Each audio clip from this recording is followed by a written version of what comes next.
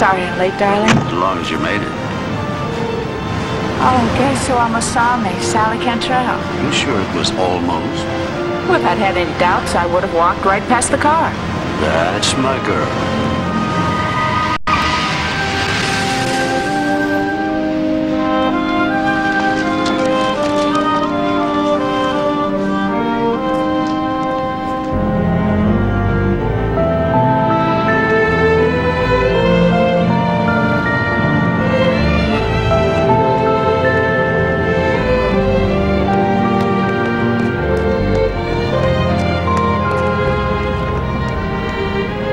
Friday?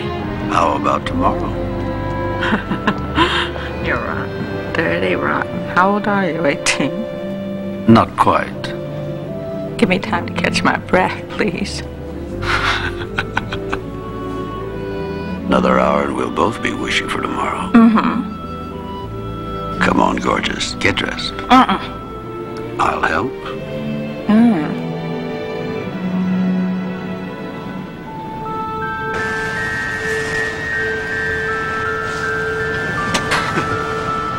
I'll see you Friday. See you, darling.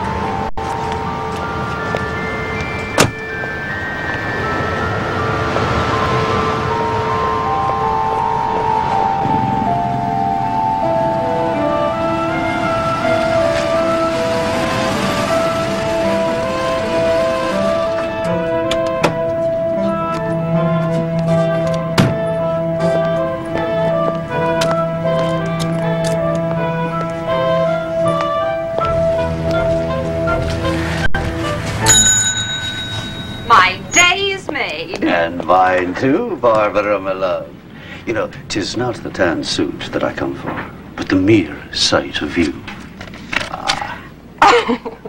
Let's run off and join the IRA and expire in each other's arms. How have you been, Sean? With or without the brogue? Love you both ways. Oh, you're as bad as I am with that blarney.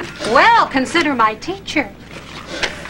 Answer the question. I've been fine, and business couldn't be better. Everybody's dying to own a home, and I'm the man who sells them. You sure do. But tell me, our price...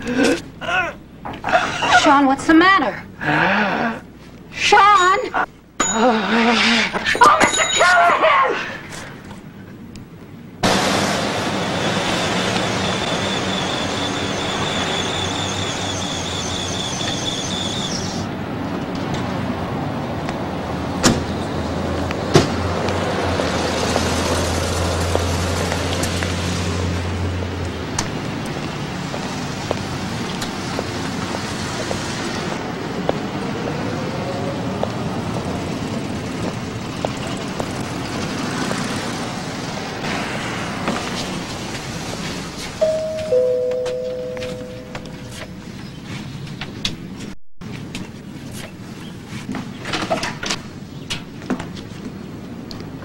Tommy? No, Mrs. Callahan. May we come in? Yes, of course.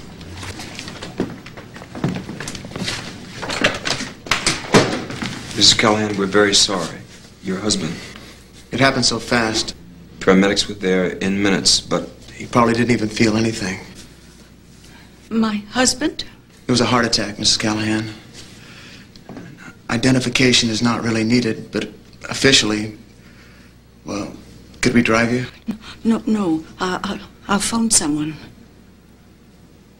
He had a checkup just 3 months ago. I'll call someone. Would you like some coffee? No, thank you. Are you sure we can't get a neighbor or someone to be with you?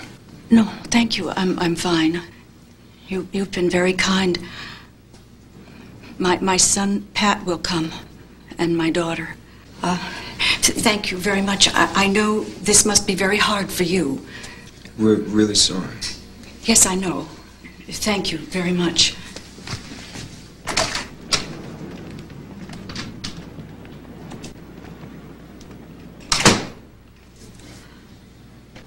Thank you. How hard it is for us.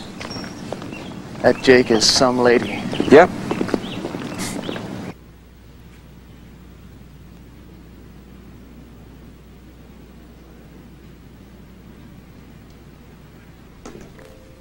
cry? Why can't I cry? I should cry. But I can't. Sean. Cry for you, Sean. Or for myself.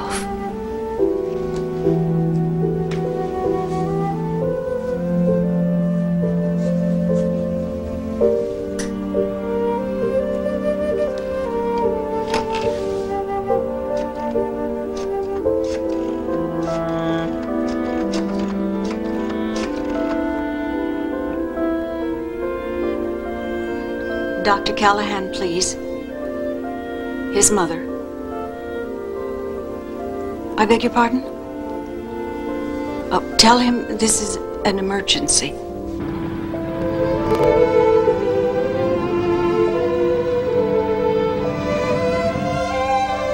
Dr. Curtis. Dr. Curtis. Please call 104 with Dr. Curtis. Mother? Son, your father had a heart attack. Will the security officer please go to 133 West? I don't know any of the details. No, the police didn't say what hospital. Yeah, well, if you and Betty could be... Yes, as soon as possible. I'd appreciate that. Thank you. Goodbye, Pat.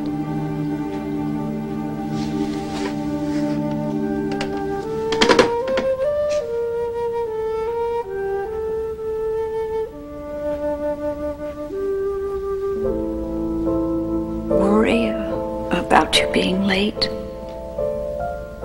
Nights alone. Never worry again. Never late. No. Never wonder where you are. Doing what? Gone. Like that. Empty. Sean, can you see me alone? Kiss the girls and make them cry. No more. No more.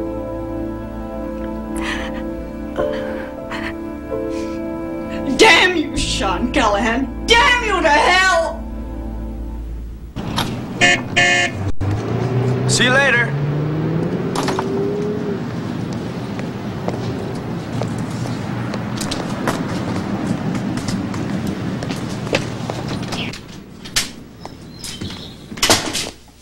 Oh, hi, Mom.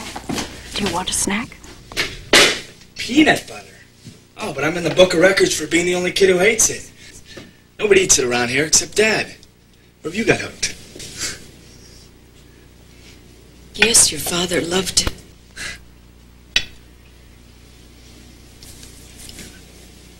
Tommy, everything's going to be all right. What? What's going on? I'm so sorry. Dad's gone. He's dead. A heart attack this afternoon.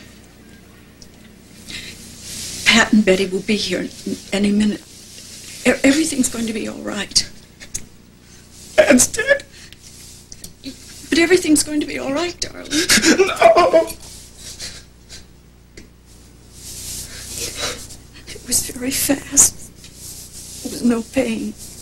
It's a mistake. No, darling, it isn't. Now, he would want us to be very brave.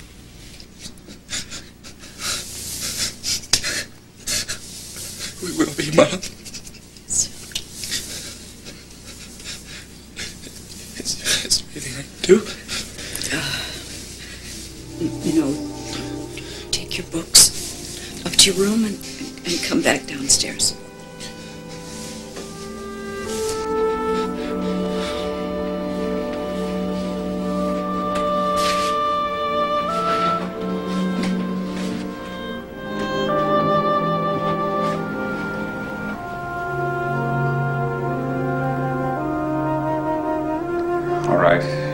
Betty will make the calls while I go to the hospital.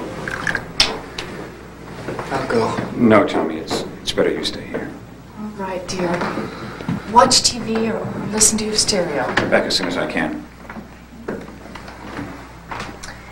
Your address book. Upstairs in my desk in the bedroom. I'll make the calls while you rest. And Tommy, there'll be enough for you to do later.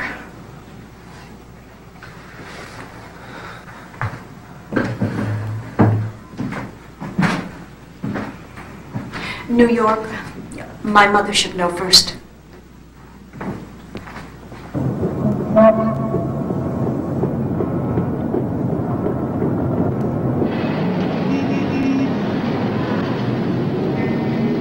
Why are you calling, Elizabeth?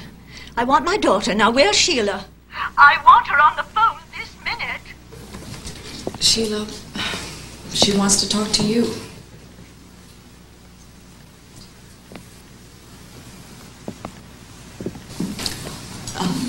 Hello, Mother?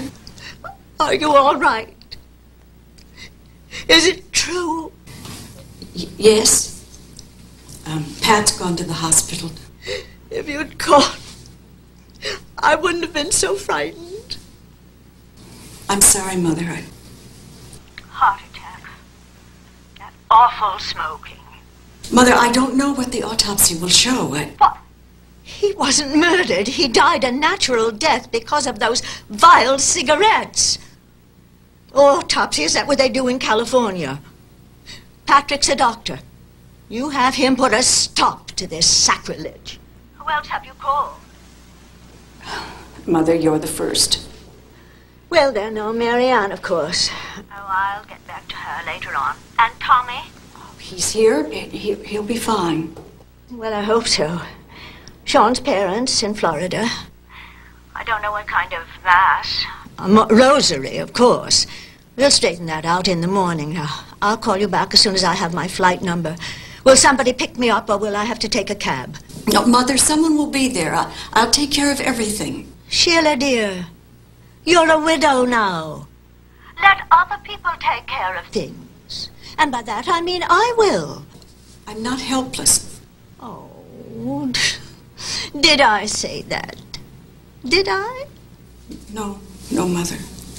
Well then, now about Marianne.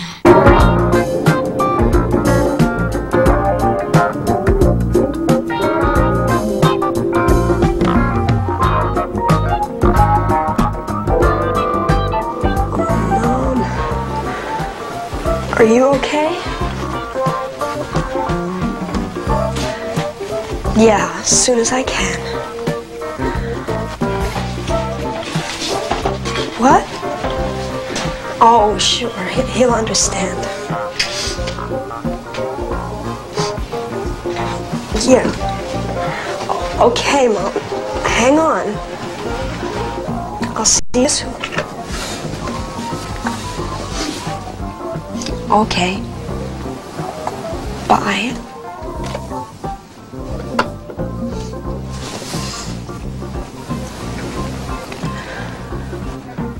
Rick, I have to go to Los Angeles.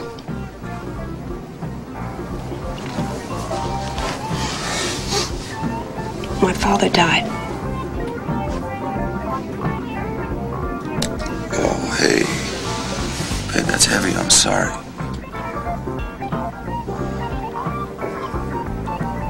I guess they don't want me there.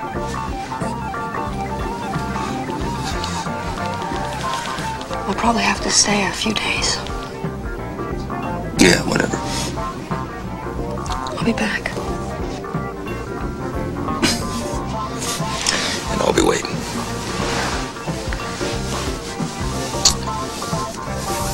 Listen, I know this isn't the time, but maybe...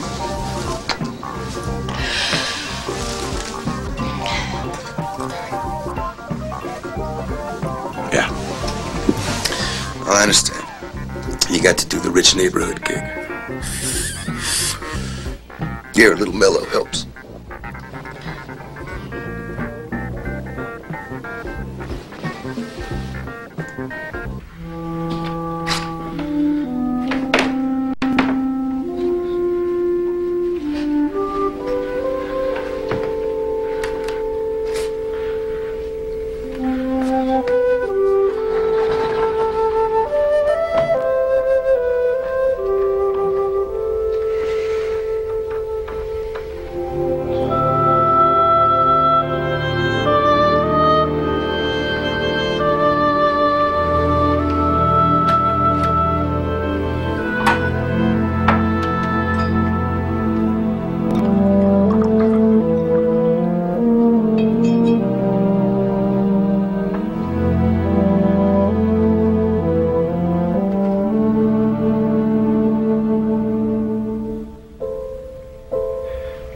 Dad. Great guy.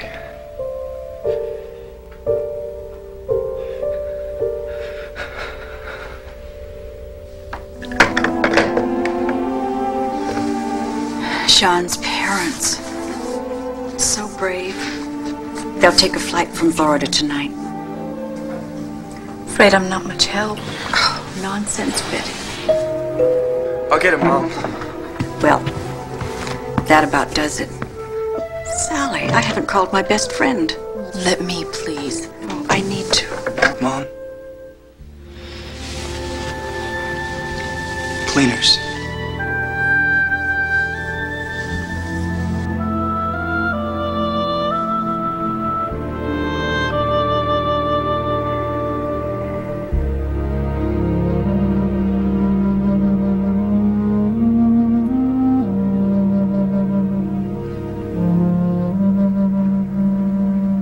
After our life on earth, be reunited with our loved ones through Christ our Lord. Amen. Grant unto him eternal rest, O Father. And may perpetual light shine upon him, now and forever. Amen.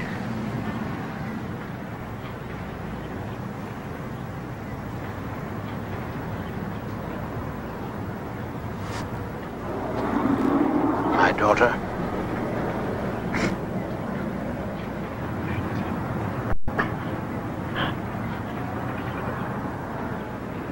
Let's go, Sheila. It's over.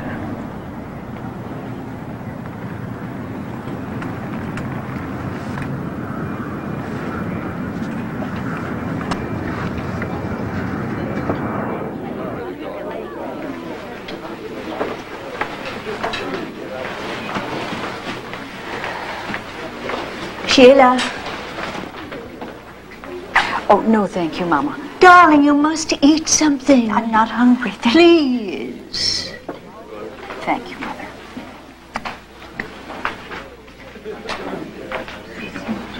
Tommy, Mary Ann, sit down. I want to talk to you. We haven't had a chance to say a word. You know what this is going to mean for you, darling. And with a thrombosis like that, he probably felt only a second or two of pain. I'm glad. Excuse me. Sean was a fine son. I remember his first football game. Darling. Sheila, are you sure there's nothing more we can do? Oh, you've already done more than enough. Why don't you? Excuse me. Come and visit us. We could get some chili or something. Oh, Sally, it's been so hectic. That's the idea. Keep you busy. You'll be alone soon enough. And here's a vote from the great state of California. You're gonna make it. My best friend, the cheerleader. Self-taught. Oh.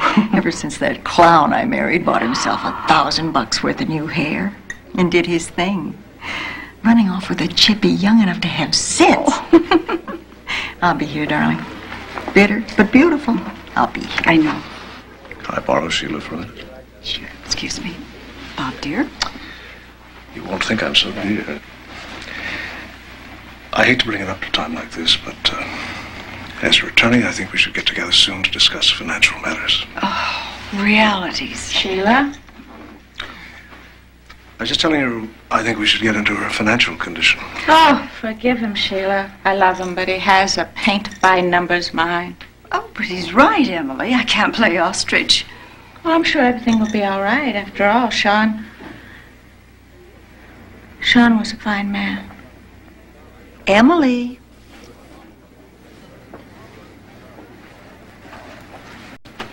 I've got the bomb, and don't you forget it.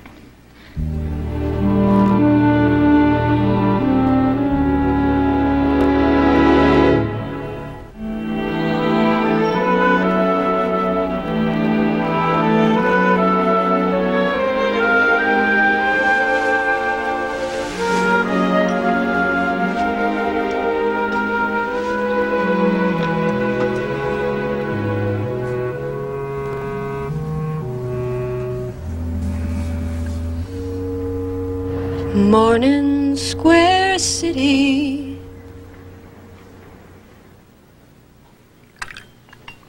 Where is your cab? Well, I didn't know you were so anxious to get rid of me. Oh, Mother, you've been wonderful. But it isn't fair. You have your own life in New York. Keep the drapes drawn, and then in a month or so. Oh, Sean was a fine man. Oh, Mother, really. Now that he's gone, you make a saint of him. But remember, you're the one who always wanted me to marry Bill Reardon. Well, we all make mistakes, dear. The last time I heard of Bill Reardon, he was a newspaper reporter. Sean was a somebody. Look at this beautiful house. Patrick an intern. Tommy going to an exclusive private school. And Marianne will come to her senses about that musician. And I hope you'll come to yours, dear. Meaning what? Oh, you're a grown woman, Sheila. But I know what it is to be a widow. It's lonely. It's terrible. Mother, please. When your father died and left us alone. Darling, your cab. Saved by the bell.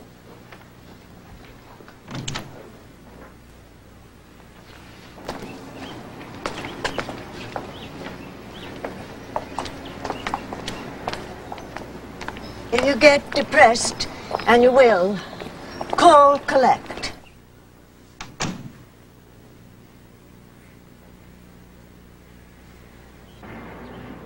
Oh, tell Marianne I'm sorry we didn't have a chance to say goodbye.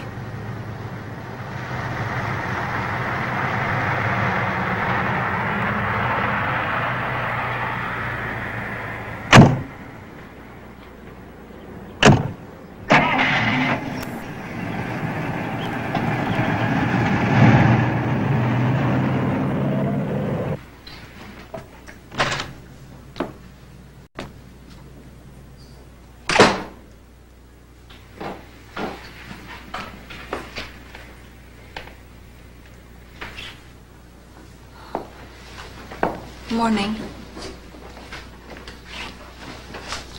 Sorry to disappoint you, Mom, but I don't do it every day. At least I waited till she left. Might have been easier if you were a little bit high. Well, that's not my style. Come on, let's have some breakfast. What is your style, Mom? You mean after all these years you don't know? That was then. Yes, I'll have to change now. You'll do it. Whatever has to be done, you're strong. Thanks for the vote of confidence. I wish you could stay just a little longer. Mom, I love you and I know you're in a bad way. Pat has Betty, his work, and even though Tommy's here, you'll still be alone. The days, the nights I know. But I can't bring myself to this way of life. Well, a way of life is what you make it. Not here. Look, you and Dad struggled to find a life you dreamed of. And in that struggle, for all its hardships, was the excitement of the unknown. Trying, winning, and losing, but being alive. Being born here is different. The best schools, nice clothes, shrinks specializing in teenagers with growing pains. I mean, you want to suffer. No, a chance to suffer. Well, when you're young, I suppose there's something romantic about it. Maybe. But there's a world out there, and I don't want to be protected from making mistakes. I know how everybody feels about Rick. Maybe he'll be a mistake, but I have to learn that for myself. Always worry about me when it should be you. Oh, dear Marianne, I'll be fine. Please keep in touch.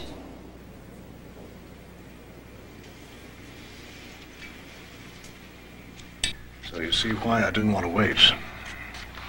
Well, you mean that's before taxes? Only $25,000 life insurance. Not quite 6 in a joint checking account. Well, the car? I'll get the best price I can. The office, desks, chairs, and goodwill. He was a bull-headed Irishman who wouldn't listen to me. And the payments on the house? Bob, I mean, are most women as naive as I've been? Sean was a man who liked to give everybody the impression that he was on top of everything. Not a doubt in his mind. Well, he certainly convinced me. Will Tommy have to leave Armsby High? This city has a fine public school system. I can't thank you enough, Bob. I brought you nothing but bad news. No, bad or not, reality. I have to face it. So, after the IRS takes its pound of flesh, I have to keep this house up, pay the taxes, and survive with Tommy. If there's anything I can do. Bob, you're such a dear, and thank you. My best to Emily.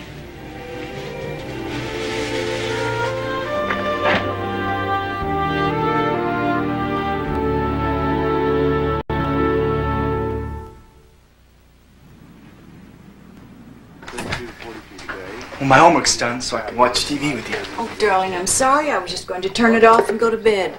Oh. Kiss me goodnight. Weekend temperatures should peak daily. Sure you okay? 10 to 1 odds. No bed. I'll see you in the morning. Okay, good night, darling. Good night. Is for variable high cloudiness today and mostly fair skies Saturday and Sunday. Days will be slightly warmer, but nights will be cool.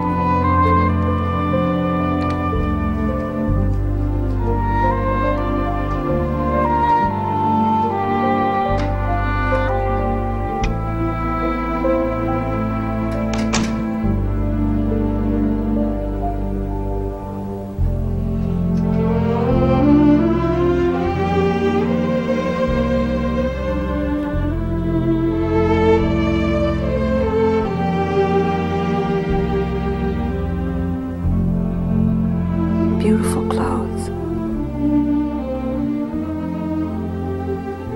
The smell of aftershave.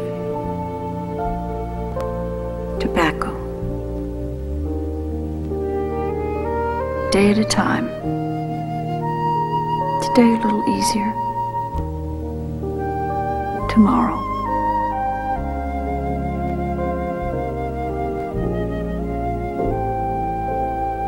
Without you.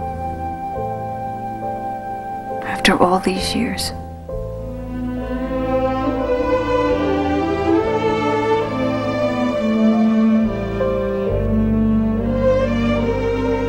He's going to be all right. And Marianne. We'll all keep going. I should have been doing this long ago. Too dependent. On my own now. Well, I can do it.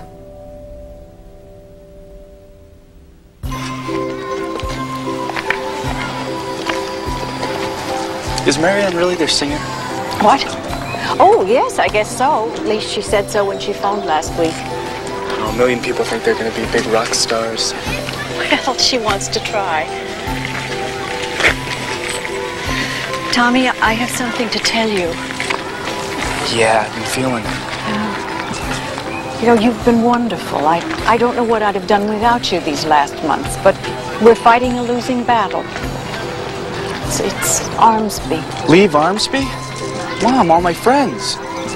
But you can still see them, and you'll make new friends. No, if we can't afford it, I'll get a job. Pay my own way. Darling, I love you, but that won't work. Your grades will suffer. And then goodbye to getting into a decent university. Dad was dumb. What? Well, the mess he left. Well, he died far before his time, without warning. I mean, he didn't have a chance to get things in order. And he would have. Yeah. Maybe everyone liked him because he was never gloomy. You know, he was so full of life. Like he'd live forever. That was your father. I don't think he'd ever have made plans. I have a confession to make. You know, just after the police told me, and before you came home that day, I cursed your father. Awful as that sounds, I was furious with him for dying. Can you understand? Yeah, I can. Because that night in my room, when I finally knew it was real, I hated him for leaving us alone. I feel so guilty. There. Now, we both confessed. So we don't have to feel guilty anymore. Yeah, but hating somebody for dying, is that normal? Yes, Tommy. Yes.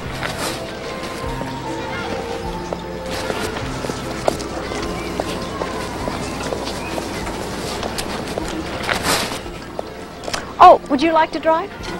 Yeah. Come on.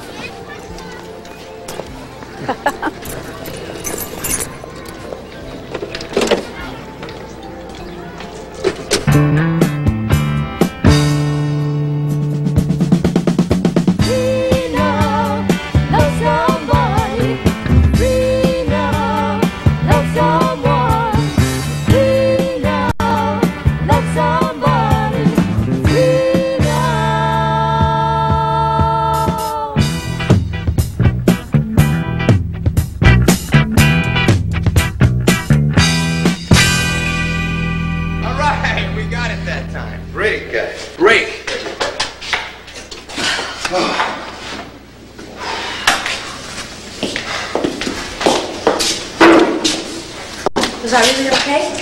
Hey, Bear, I know. Sit down. Think about being famous. We haven't even got a manager. We're not going to get one until we can pick him. I'm not having anybody do me a favor. You know how long it took Elvis to get recognized? Huh? Stevie Wonder?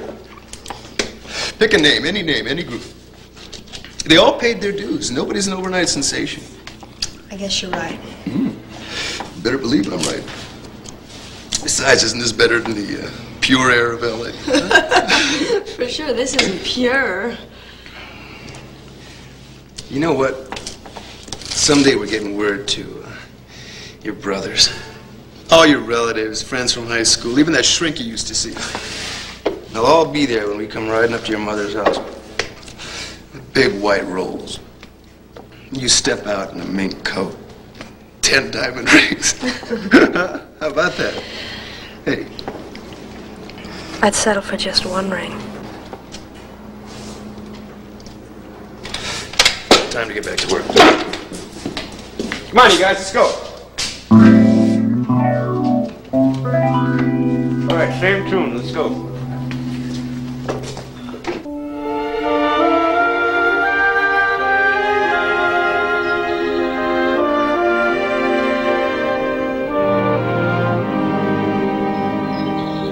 I still say this should be champagne. Oh, 10 in the morning? Who cares? Sheila Callahan has returned to the world. Never mind, we've talked on the phone, seen each other a few times. Don't deny it. Something's changed. Yes, I'm back in this world because I have to be. Sally, I'm scared to death. Marianne? Tommy? No. I've cut expenses to the bone, and it's all draining away. I mean, if I go on like this, I'm going to have to sell my house, my future and apartment. It'll be my mother all over again. So, I've decided to fight it. I'm going to work. Did you say work? It's a four-letter word that isn't dirty. It is to me. Doing what? That's what scares me. The only time I've worked was the summer after high school in the library. That was before Sean rode to my rescue. The gallant knight who made you a housewife for more than 25 years. Well, who's counting? I'm afraid I am. Sally, I can't do anything else. Easy now, you're scaring me. School. No, you need paydays. I hear there's great money in being a hooker. Some friend. Real estate, a natural. School again. And, you know, I'd feel I was capitalizing on his reputation. Yeah, his reputation. I've got it. Sheila, you're a wonderful cook. A cooking class for housewives. No, I've already thought of that. My kitchen, full of housewives, bored, with tennis elbows. No. I'm beginning to think we should look in the unwanted ads. That son of a... Sally. Oh, the hell with that. Sean left you with an empty sack. And, honey, I mean that both ways. Sally, I didn't come here for that. Sorry. But, baby, it's cold outside. The real world. And you need real talk. Such as? He was sleeping around. You knew. Maybe not the names, but you knew. What does this have to do with my finding a job? Realities again. Ever let him know you were in on his tomcatting? Tell him to knock it off or you'd file for divorce, custody of Tommy, nail him for every cent he had? Sally, you know that I know, you're Catholic. So, no divorce, but what about telling him to pack up and get out? Come back when he's ready to shape up. You never did that, did you? You're supposed to be my best friend. I don't know why you're doing this to me. Because you have a turn-of-the-century mind that accepts every rotten double standard that men have been getting away with. Now you're lecturing. And besides, it's much easier to be tough if there are no children involved. We did all we could not to have kids. Sheila, you can't excuse him, or yourself, on the old for the sake of the children routine. Yeah, well, what good is this post-mortem doing? I really would like... You are still beautiful. A knockout. And whether you like it or not, I am your best friend and don't want to see you hurt by another macho double-crosser. I'm not thinking about another man. I am. And there will be another man, I guarantee. Oh, I doubt that very much.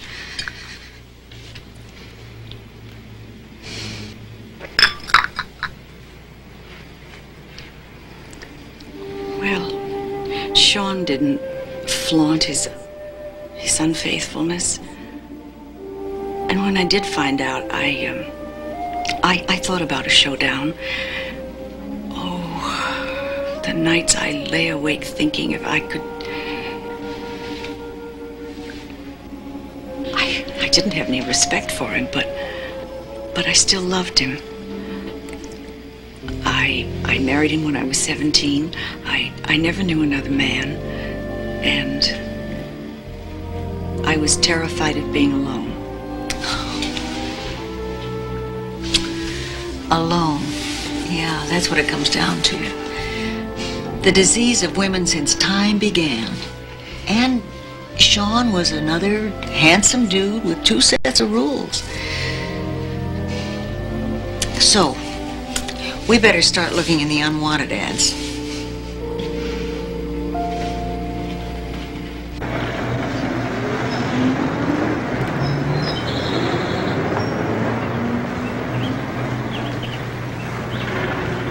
Bruce, sit down. Second, please call me Kitty while I call you Sheila.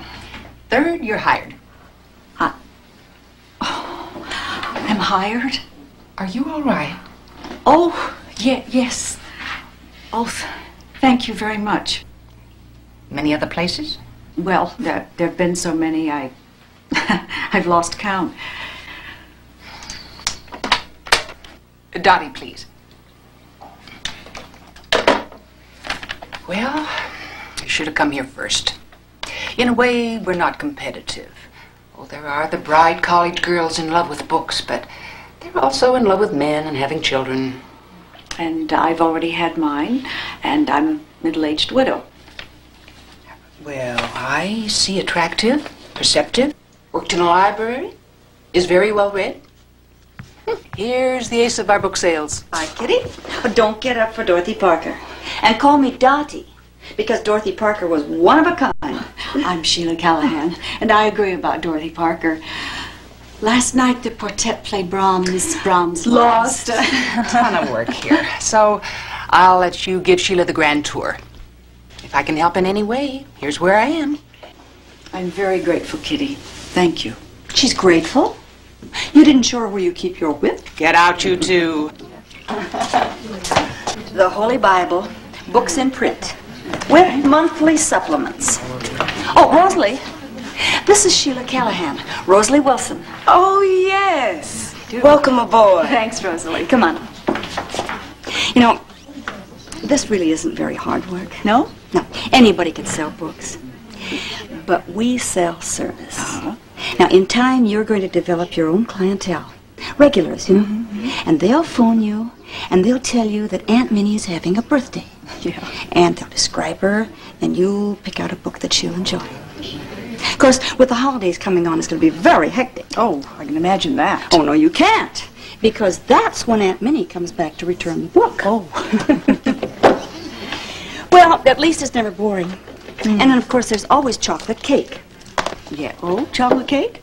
Yes. Now, that's when an author comes to town for a personal appearance and an autograph party. Ah, now that sounds exciting. Oh, it is. And crazy. There was this very famous writer. Yeah. His agent called Kitty and said, make sure he gets a natural blonde. No. What did Kitty do? Well, she told him that we weren't in that kind of business. And if we were, he sure as heck wouldn't get the 10% commission. Oh, I like Kitty, and I like you, and I think I'm going to like working here. Good.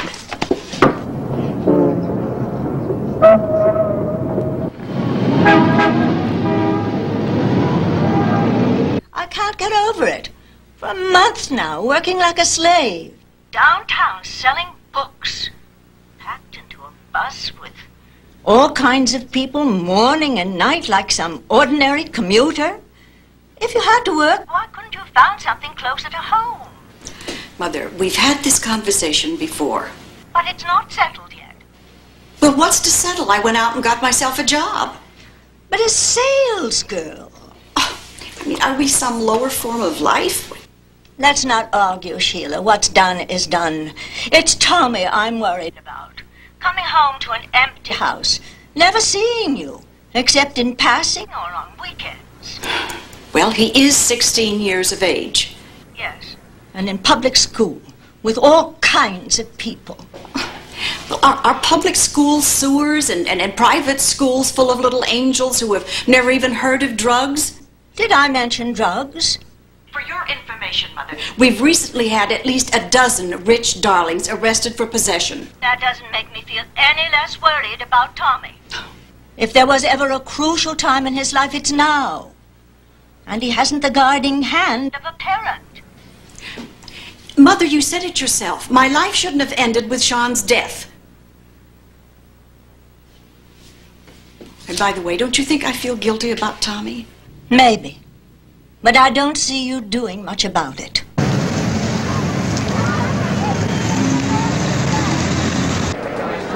Hey, you got a lot to learn. Yeah, really. Yeah, my old man and old lady think they're so cool. Man, but they're so out of it. What do you mean?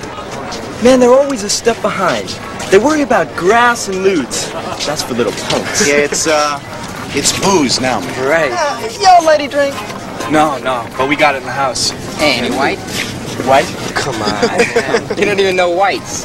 Vodka, man. Gin. Oh, yeah, we're loaded. All right. Oh. Yeah, my old man had a regular bar. Scotch, bourbon, gin, vodka.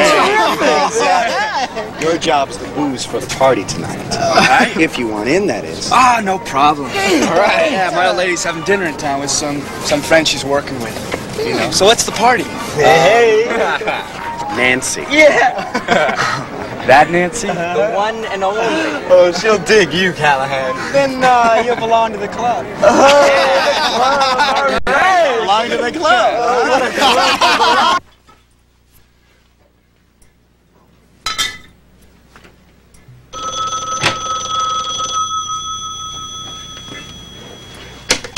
Hello? Tommy, darling, how are you? Fine, Mom. I'm just making myself a snack. Aren't you staying in town late tonight? Yeah, I just called to remind you. I'm having dinner and going to a movie with Dottie. Oh, okay. Well, have a great time. Don't worry about me. When do you think you'll be home? 11 or so. Tomorrow's a work day, you know. Yeah, okay. I'll be home. I'll be in bed by then, but come in to say goodnight. I will, darling. Okay, bye, Mom. Say hello to Miss Parker. Will do. See you later. Whew, almost blew it.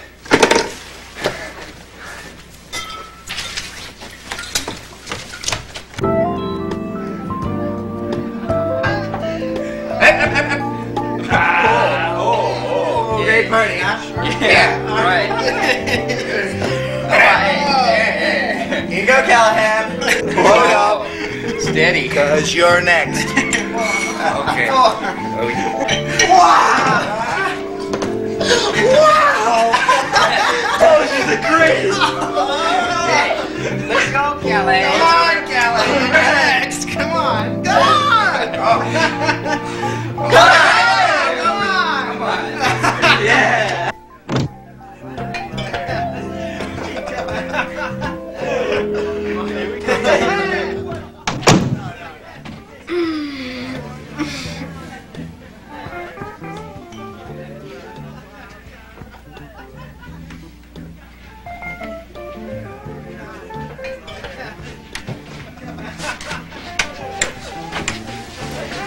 Hi.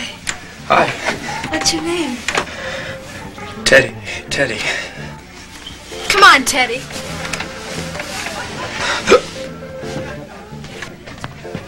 Hey, what? Oh, what a wipeout.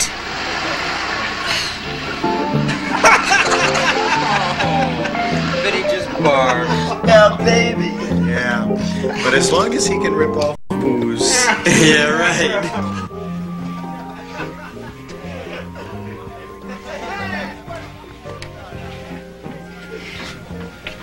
Get out of here.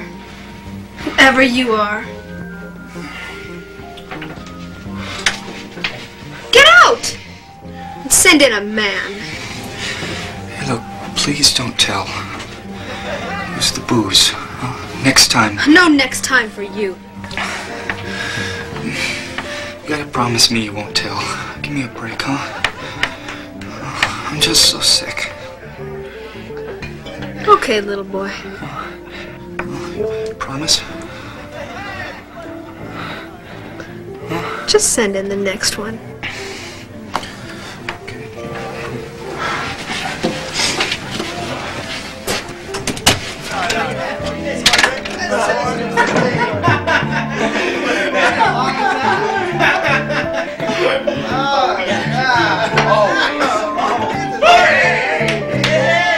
Did you make it, man? Terrific. Man, it's just something else. Then, you'll want to go again. Yeah. Well, yeah, I'd like to stick around all night, but I gotta get back before my old lady does. Hey, that's cool, man. Maybe she's having her own fun.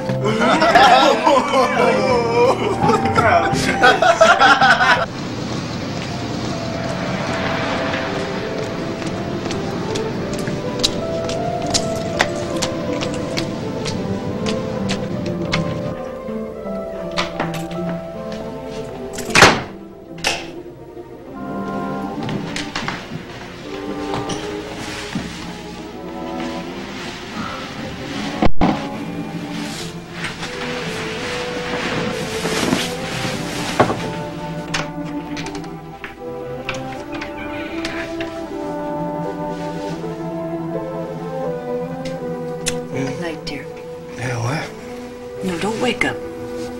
Did you have a good time? Yes, dear. Good night.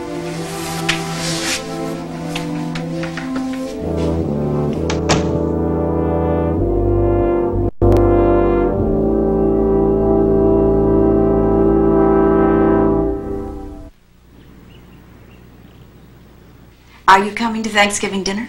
I'll be there and enjoy it. But to be honest, I was hoping to see a guy just divorced. Not much, but it's probably the to hell with all women stage. Is your mother coming? No, Christmas. Thanksgiving will be a long-distance phone call. But thank heaven Mary Ann's coming. Yeah, I told her that Rick was welcome too, but, well, it seems he never wants to set foot in Los Angeles. I remember my first Thanksgiving alone. And Christmas. 'Tis the season to be jolly. 'Tis the season to get drunk. Wake up next year. You know what I'm doing for Christmas? New York. Nice hotel. Find some man who's in the same shape I'm in, and... Oh, Sally. I know how it sounds. God made a few mistakes, you know. Having women reach their sexual peak just when men have started downhill. Well, I try not to think about it. Lots of luck. Bye.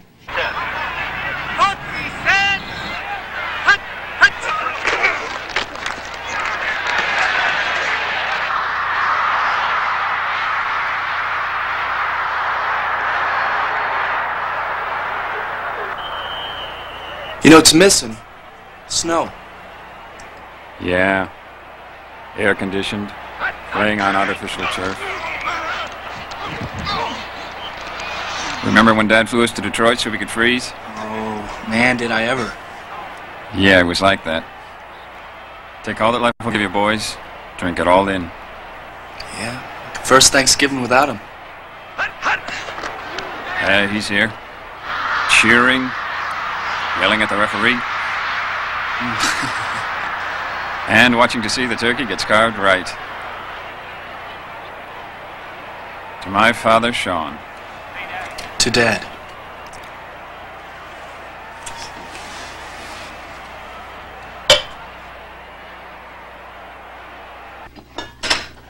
Well, now, we mustn't let Mary Ann's change of mind spoil things for us. I say that musician changed her mind.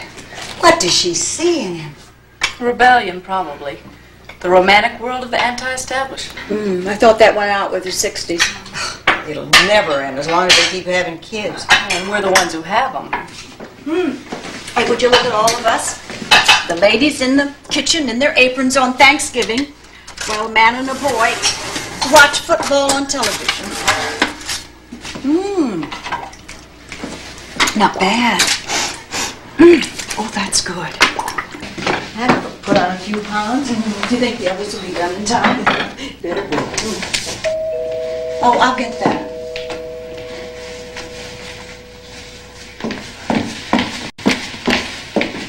Oh, Mary Ann, please change your mind again. Mrs. Callahan. Yes. Well, I didn't expect it. I mean, I thought you'd be... Come on, Gary, get yourself together. Gary Mancini, obstetrician. Yes. And I realize no one's having a baby. I work with your son, Pat. Oh? Now I realize that Betty's very sneaky, not telling him, or you. Well, if there's not enough, I'll do just fine with hors d'oeuvres. Oh, Betty invited you. Well, good for her. Welcome, Dr. Mancini. My patients call me that. Gary. Sheila. I can't tell you what this means to me. My wife and little girl are with her parents, and both divorce lawyers are playing golf together in Hawaii. Oh, divorce, I'm sorry. Nothing to what you've suffered. Well, despite the Hippocratic Oath, I bring poison, liquor and candy. Oh, thank you. That's very nice of you. Come on in. Let's be two cheery people. The life of Thanksgiving. And Sheila, thanks for taking in a wayfaring stranger.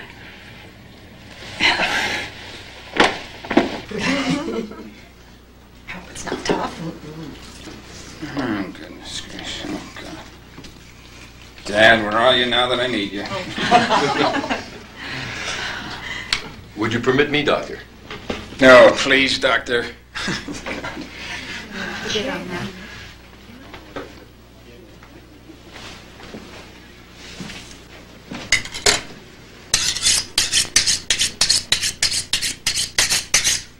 Triple bypass or just carve the turkey? Oh, just carve the turkey. What is this bypass, Gary? You're an obstetrician.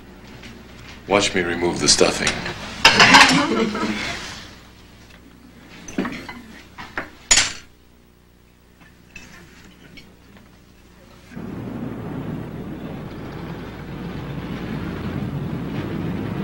All right, there is a sense of obligation, but I'm not so noble, Sheila. Besides, Sunday brunch is no contest with that magnificent dinner. Oh, well, thank you. It was our pleasure, Gary. What? Oh, well, Tommy would love it, but he's gone off to the football game with Pat, and I've got all this cleaning to do. But you work all week, and then look after that house. Sheila, you deserve more.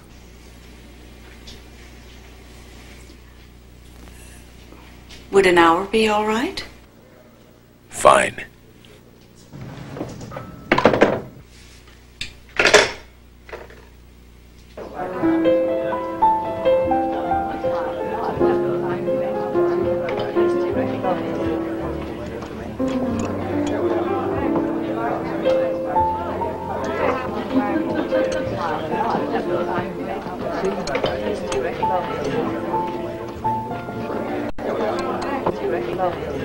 I remember this place years ago. Not happy memories, I'm afraid. Minor unhappiness. How did you know? It's taken you an hour to mention it. Oh. But as you said, years ago, so let it be, huh? Okay.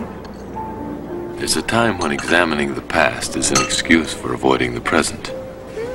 Are your opinions always so positive? I try to make them sound that way. Aha. But even when I have been sure, I've gotten caught up in wars. Yes, her. Oh, I'm sorry. Sheila, I'll make a pact with you. We'll never say that to each other again. Gary, we're just having brunch. No, we're not. And we both know it. When you answered that door, I couldn't believe it. You're a friend of my son. Is that how you see me? Because I see what other men must. Not someone's mother, but a beautiful and intelligent woman. The truth, Sheila. How do you see me? Look, if not for my sake, for yours. How do you see me? This isn't right. Where's that written? Tell me it's a crime. Tell me I'm not a man and we'll say goodbye.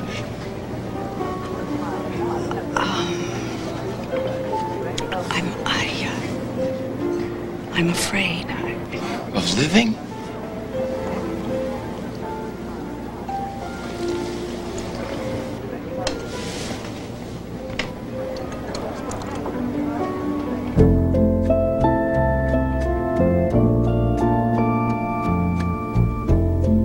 That was the beginning.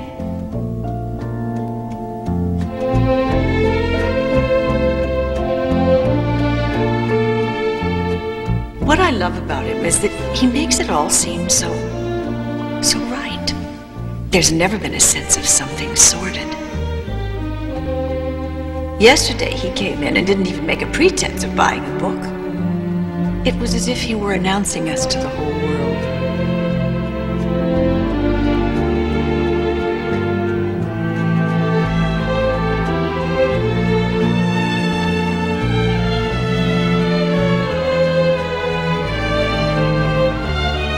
So there it was. I did see him as a man, and I was afraid of living. When he drove back to his apartment, I was so scared I could hardly talk.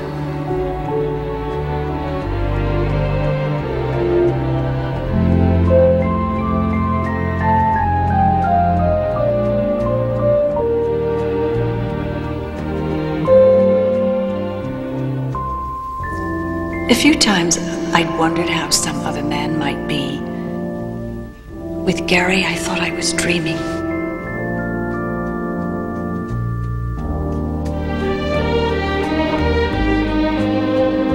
It was as if he could read my mind.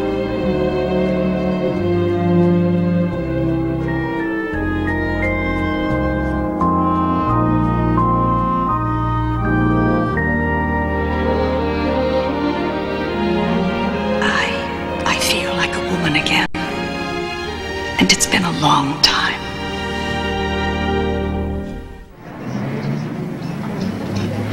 I love Gary, and Gary loves me. And no, I'm not going to Father Riley to confess because I don't feel it's a sin. And I'm with you in the sin business. It's not adultery. You have a right to normal feelings. Thank you, dear. And I can't tell you how happy I'm going to be for you at Christmas next week. And New Year's. The holidays are the best. Do you have to go to New York? I mean, isn't there some nice man around here? You got the last one. Oh. And he's young. I'll wave when your mother flies past. Oh. You know, for the first year, I wish you were coming. Oh, Sheila, stop being a little girl. And whether you want the advice or not, I say tell her about Mancini. I guess I should tell everybody. I mean, it's wonderful to be happy. Oh my gosh, I've got to go back to work.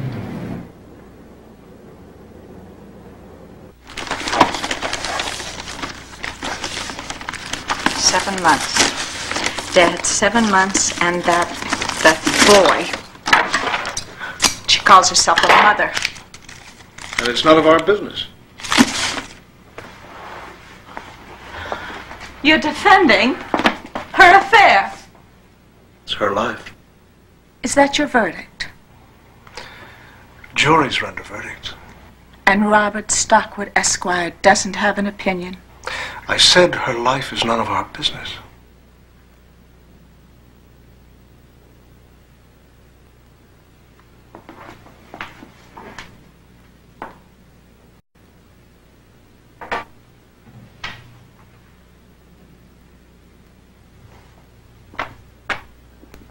What is it? Why do I sense you're out to get Sheila? He's probably homosexual. What? Well, a woman her age. Don't tell me you think he has a normal sex drive. Then, of course, he wouldn't have to. But he couldn't be too demanding, considering the way that she is. Oh, I suppose she's not so unusual. Probably excited at the beginning of a marriage, but... oh, after all those years, the children... it's routine, and not very often. Frigid? Oh, not to mention the change. No wonder Sean found other women. How would you know? Oh, I heard rumors. It's not rumors, they're only facts. I knew. How and why I let it go on is my business. But Sheila didn't make him what he was. Sean was a born tomcat. God knows how many conquests he made, but he loved only one woman, Sheila. You are vicious, small, and out for revenge. You want to punish her because she had Sean all these years. Really, how idiotic can you get? And how obvious can you? It's a lie! You're twisting everything around to get me on the defensive. Yes, you pathetic fool. You're in love with her, and you're just trying to cover your own guilt. Don't laugh at me. I hate you. Oh, how I wish you were dead instead of Sean! Don't ever criticize her again. I'll say anything I want. And I'll kill you.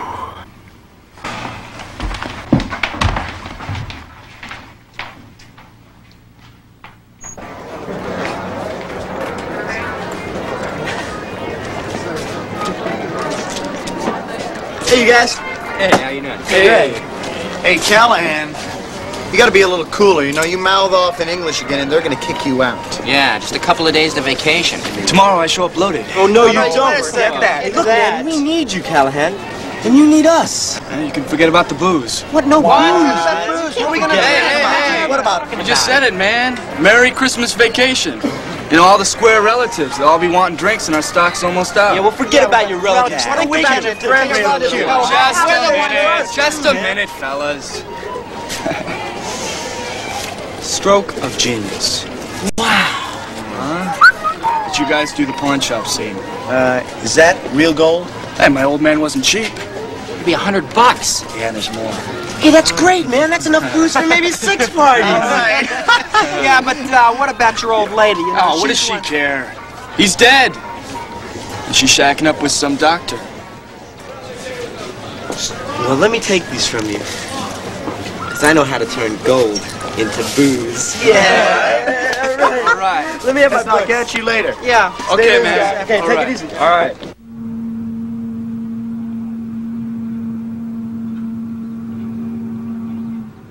How do you like that? Working with him for weeks and I only find out because a nurse makes a slip. Darling, I know how you must be feeling, but you should. Look, I'm happy for her, believe me. But, well, what if she falls in love with him? A fate worse than death. Don't joke, Betty. Look, as far as I'm concerned, his marriage is finished. And although he's got a little girl and pays his dues with regular visits, I wonder if his emotions are in sync with my mother's. Now, just suppose... Don't start supposing, dear. Look, we're not talking about a 16-year-old, but a woman who's had her share of heartbreak and happiness. Give her some credit. Let's just take it as it goes and hope for the best for her. Yeah.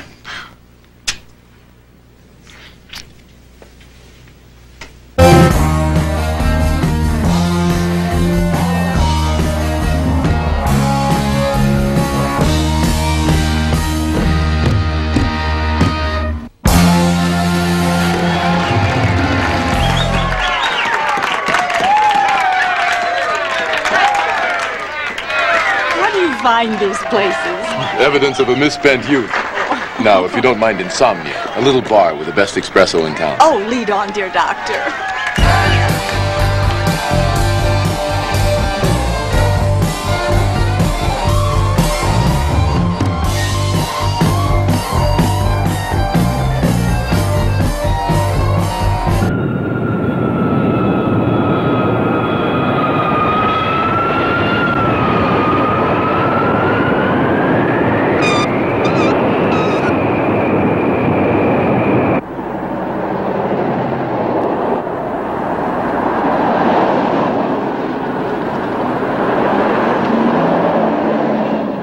Watch out for that truck. He's going to change lanes. I know, Grandma. Don't be so nervous. Is it a license you have or just a permit? It's a license. And I've never had a ticket. Well, I should hope not. I'd feel better in a taxi. Please relax. Mom lets me have the car a lot. And, well, like tonight. I'm always home on time. Besides, if I'm going to be the man of the house, I've got to have a chance. Of course, I don't know if I'll ever be the real man. What does that mean? Mom's got a boyfriend. What did you say? Yeah, some doctor friend of Pat's. Well, did Patrick introduce them? I don't know how it happened, Grandma. Have you met this man? Yeah, Thanksgiving. I guess he'll be getting his divorce pretty soon. He's married. Separated. As a little kid. Well, good for your mother. It's right for her to have friends. He's a boyfriend, Grandma. In his 30s.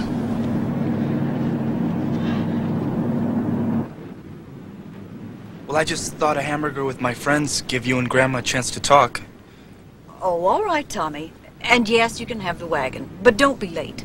Gee, thanks, Mom. Gee, thanks, Mom. We'll get out before it blows up.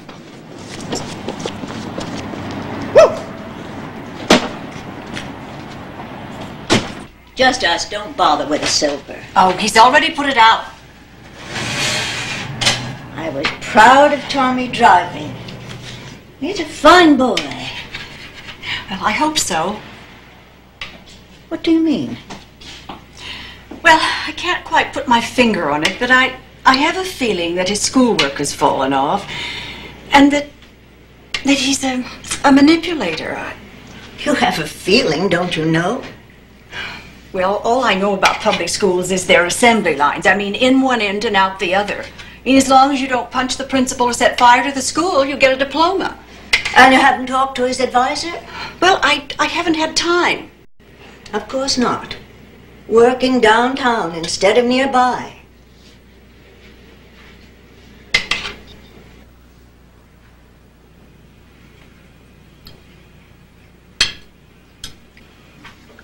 Tommy didn't tell me his name. You see, that's the sort of thing he does. I was going to tell you.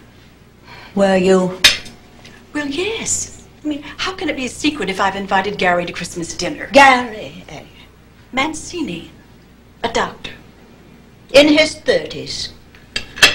Wait till I talk to Tom. Now, don't change the subject, Sheila. This man is almost young enough to be your son. I would have bet that would be your first comment. And my second is that I'm heartbroken. Thank God your father isn't alive to know of this disgusting affair. Disgusting? Yes, I guess you would think it is. But you're right about one thing. It is an affair. I'm in love with him and he's in love with me, and I'll be damned if I'm going to give him up. Well, you will be damned. Who are you to pass judgment? Your mother.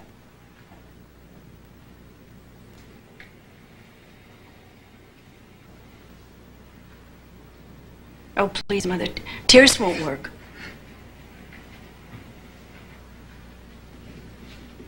I haven't been to confession, but I will. I doubt that I'll be excommunicated.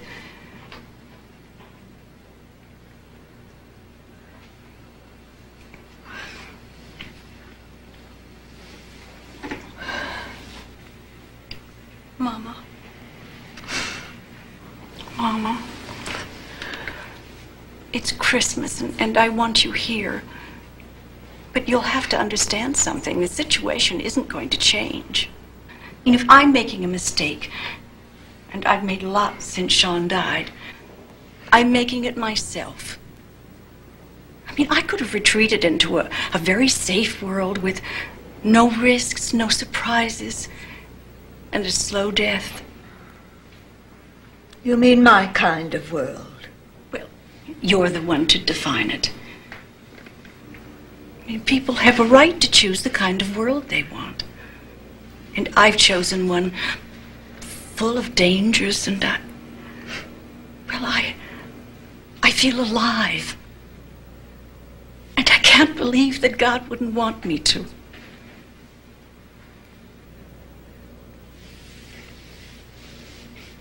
Truce, Mama. I'll pray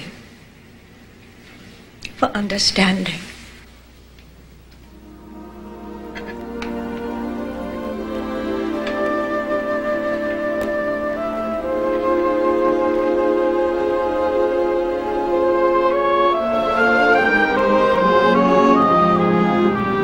That's the number again, huh? I thought we had it all straightened out. Look, I didn't go Thanksgiving, but it's Christmas and she's alone. Alone? The place to be crawling with your relatives. You could come, honey. I told you I was never going there except in that big white Rolls. Look, Rick, I've got to live with myself. Now, it'll just be a couple of days. Oh. I'm taking a walk. Maybe back tomorrow. Maybe find a chick. But when I come back, I want you out. You hear me? Out! Go back where you belong and stay there because we're finished.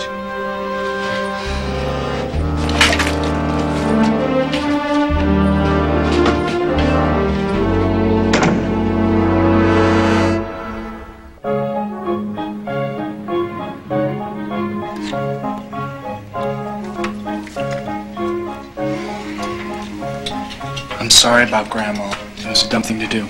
Yes, it was, but that's the end of it. I'm perfectly capable of handling my life without interference. You didn't hear the phone? No, who was it? Betty. Mary Ann phoned her, asked if she could pick her up at the airport in the morning. Oh, Mary Ann's coming. What wonderful news. Christmas. Funny she hasn't got something else on. Seems she'd had a falling out with that boyfriend, which I hope is permanent. You know, I don't think she's ever got paid for singing. Oh, Tommy, hush.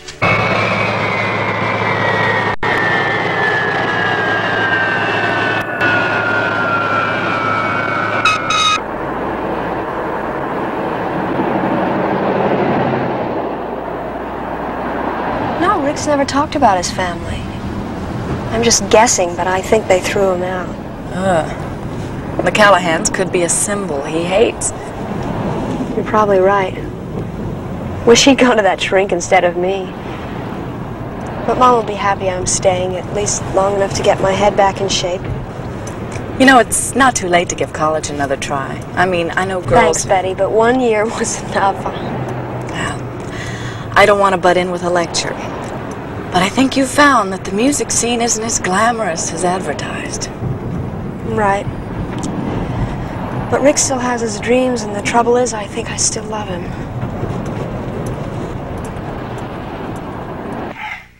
Cleaned up around the tree. Anything else? Sure. Paint the house, mow the lawn. You're very funny. Dinner won't be for a couple of hours. No, thanks. Yeah, Grandma, right. And after the presents, it's always a letdown. Oh, Tommy, that's for the guests. Well, there's nothing to do. Oh, all right. The keys are in my purse. Go visit your friends, but be back in time for dinner. All right. I'll see you, everybody. Thanks. He wins pretty easy. Well, he does have a way about him.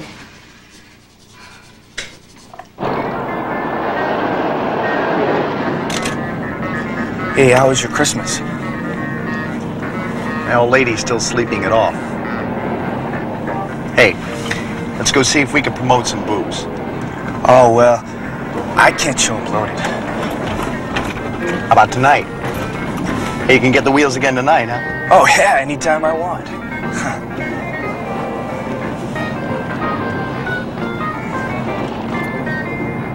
I have to disagree, Mrs. Price. I think other cities aren't unsympathetic to New York.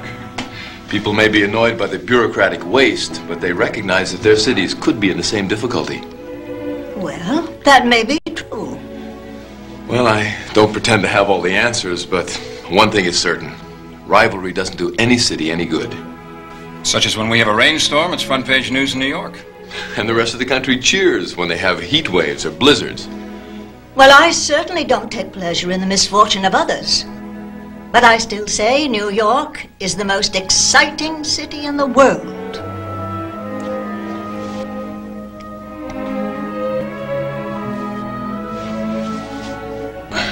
Well, I'm sure Dr. Callahan understands, and I hope the rest of you do. But babies will be babies.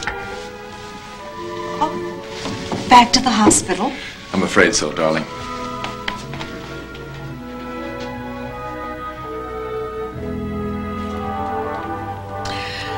Well, it is a letdown. But at least Marianne is home. And despite the life she leads, she looks well. Mother, how do you know what her life is like? Well, I know all about musicians. Your doctor seems to be a nice young man. How old did you say his child is? 4. And his wife? The same age as he is, I guess. Have you met her? No. Mother, would you please just give me some reactions instead of all of these innuendos? I mean, how do you feel about Gary? If he's what you want, Sheila. Well, I'll be going to bed. I have to be up bright and early for my flight. Tomorrow? Well, I thought you'd stay at least a few days. Oh, I can't. I've planned a small get-together for New Year's. I have friends, too.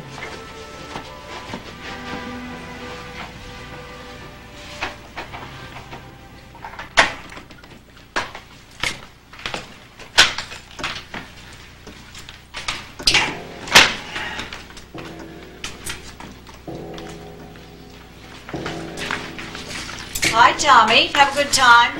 Yeah, great. Good night. Good night.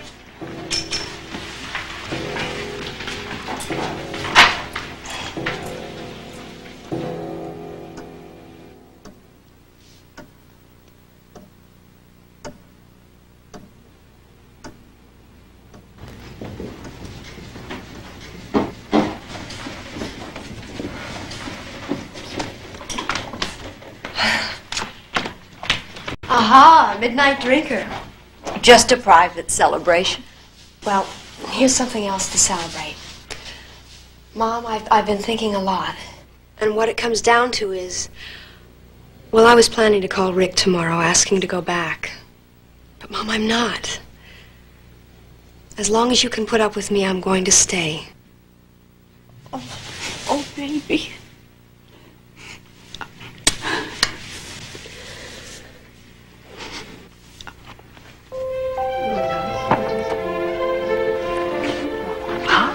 Hi. I had to do this personally.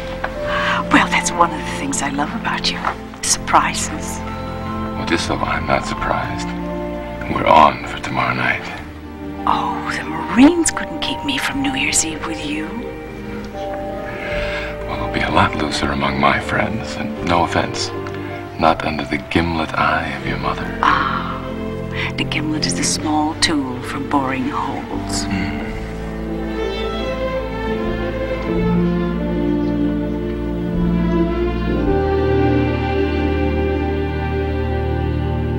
Don't feel sorry for me tonight, Mom. Maybe I'm prematurely old, but if there's one thing I hate, it's New Year's Eve. Oh, Times Square on TV. What are you up to, Tommy? I don't know, not much. I'm just gonna bum around with the guys. Bum around with the bums. What are you talking about? Your friends tell me are turkeys, drunken jerks. Who are you to talk? Anyway, you don't even know them. By remote control. Christmas night, I smelled you sneaking past my room. Children, please. Yeah, right. All you can smell is that grass you smoke. You and that guitar player, nothing but dope heads. When you grow up, you'll know the difference between grass and the booze you've been stealing from the bar. Listen to you. Screw up for years, all that money on a shrink, and now you've got the guts to tell me what's right and wrong? Young man, have you stolen liquor from this house? It wasn't Santa Claus. What is this? Everybody does what they want, but I've got to explain. You're doing what you want tonight, going to his place after the party? Or is his wife still there? That does it. You are grounded. Grounded. That's for little kids. I'll be home to watch him. You're not babysitting, and I'm not going to be grounded. 16 years old makes you a minor over whom I have control, and by God I intend to use it. Because I'm going to be home to see that you stay grounded. And thanks for spoiling my New Year's. You're welcome, and tough about your boyfriend.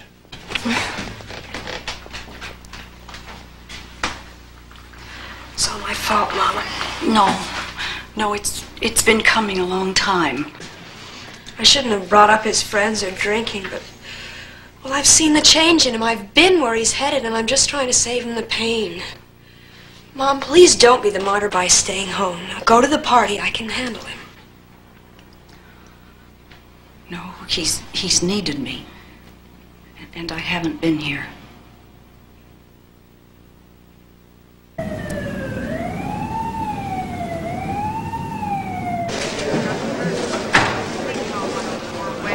Look, if Marianne's going to be home, he won't step out of line. Believe me.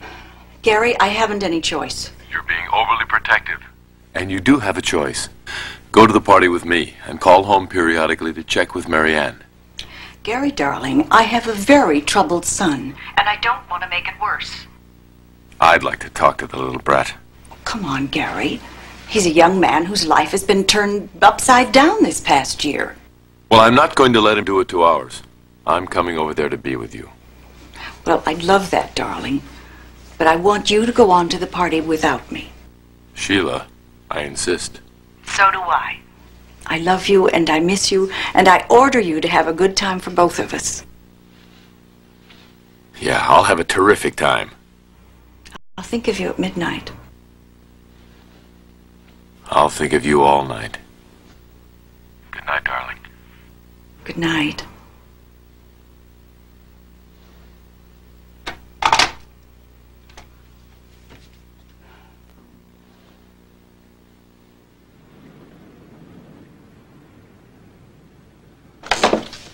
Mom, I'm gonna go out. I hope you don't mind, but I feel I've made it awkward here, even for myself. Oh, I understand, but please don't blame yourself. An old girlfriend? Just a small party. Some old high school friends. I'll catch up on gossip. Well, enjoy yourself. Oh, and before you go, would you ask Tommy to come down? Oh, sure.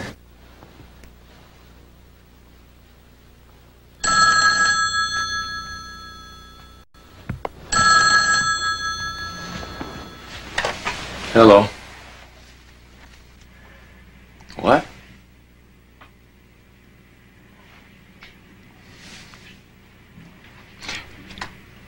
Give me a second to think. As a teenager, to you, I'm old, but I'm not senile. I mean, I remember growing up in New York. It wasn't cool then, it was groovy. To not listen to your parents and to do what all the other kids were doing. Yeah, I guess you're right, Mom. Can I go back up to my room now? Well, sure. Happy New Year, son. Happy New Year.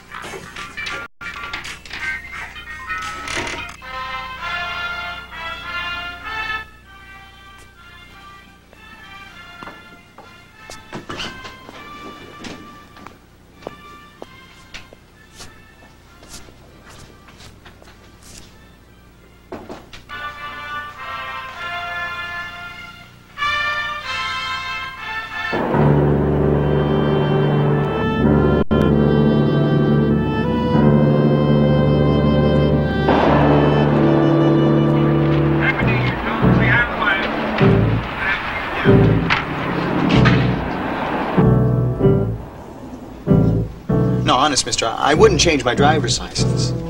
You take a closer look.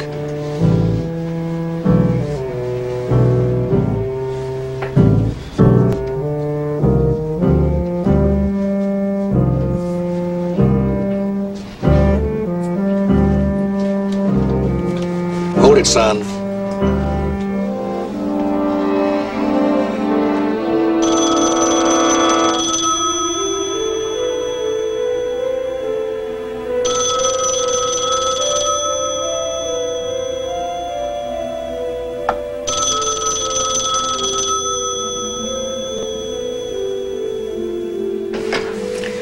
Hello? This is she? What? What?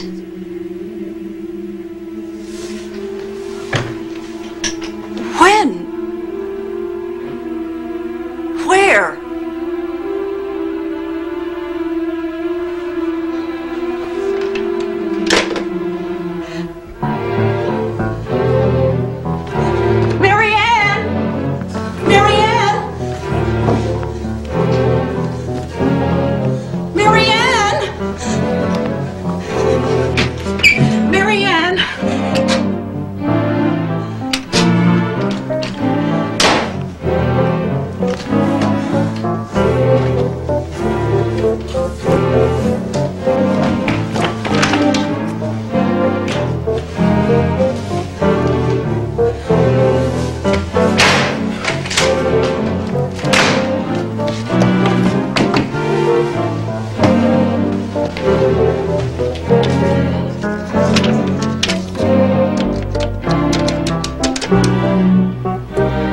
Hello, this is Mrs. Callahan. Dr. Mancini, please, and hurry.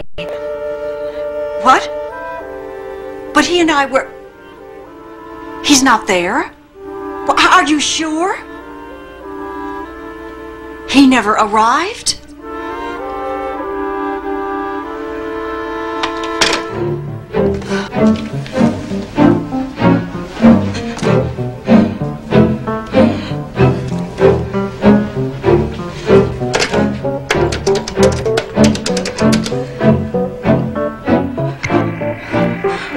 Please answer.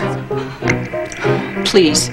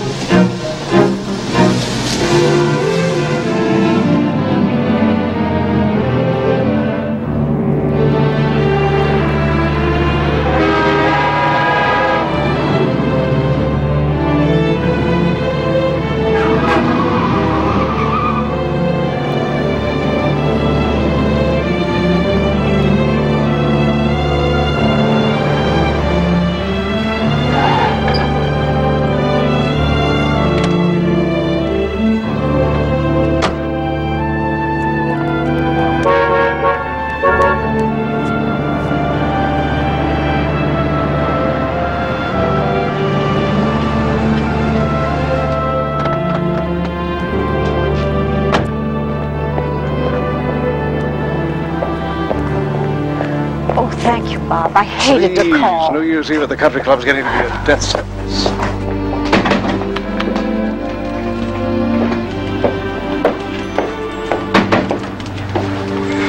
We hear about the Callahan boy? Oh, all right. Detective Asher? Mr. Stockwood, the Callahan attorney, is here. Okay, fine.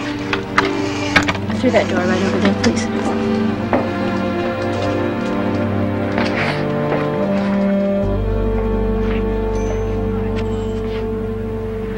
Glad you're here, Counselor. Detective Asher. Pleasure.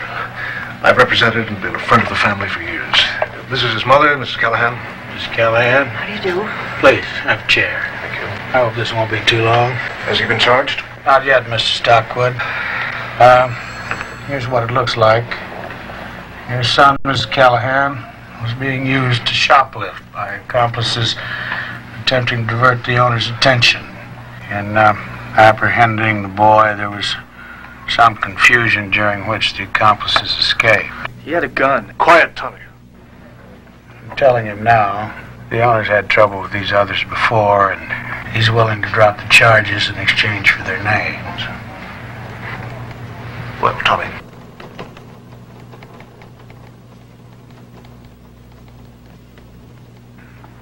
No deal. Anyway, you haven't got anything on him. Tommy, for heaven's sake. It doesn't make very much difference to us, Mrs. Callahan. Without cooperation, we'll go ahead and we can make a case. And there'll just be one more body in juvenile hall. So there it is. Say nothing and be a hero. But don't hold your breath waiting for them to visit you.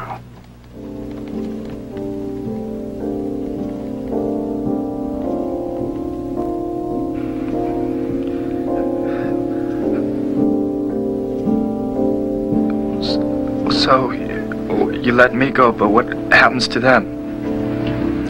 They worried a lot about you, didn't they, son?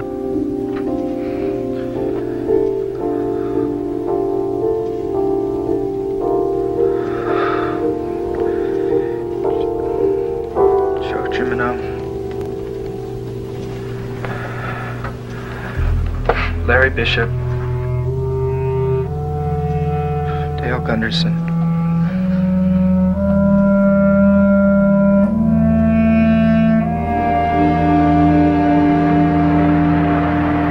No trouble. I'll bring you back in the morning for the wagon. I can't thank you enough, Bob. And you are a lucky young man.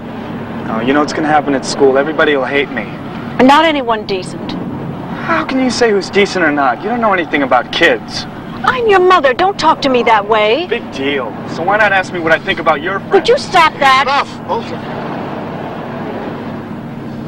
you. Your mother and I know you're going to have a hard time at school, but that happens to be just one of the consequences of your mistake. Another is that the police know you now, and next time they might advise the complainant not to make a deal with you. No matter how you feel about society, if you want to play by your own rules, society is going to put both feet down your throat. Thank you, Bob, for everything.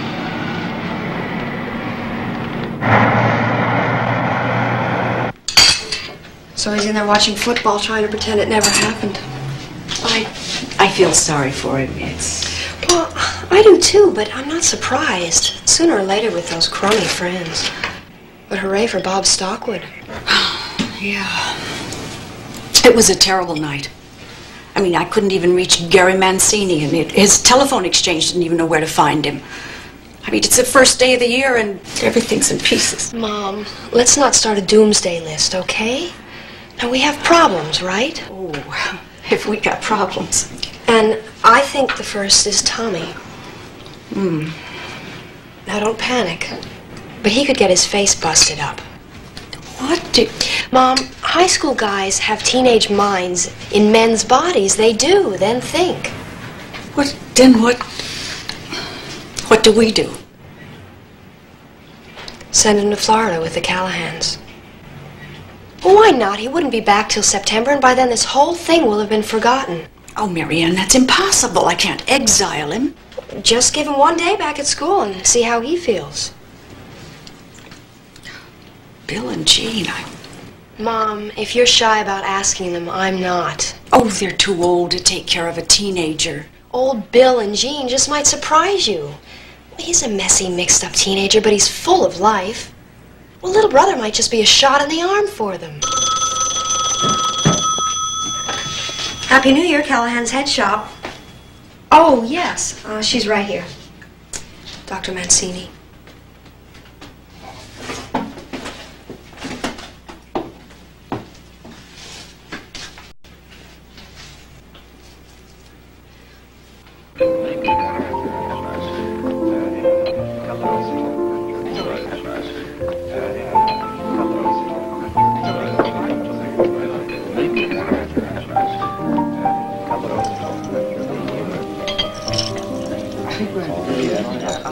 Hey, I could have used your help last night. I tried to phone you and nobody knew where you were. Sheila, I don't know how to tell you. Tell me what?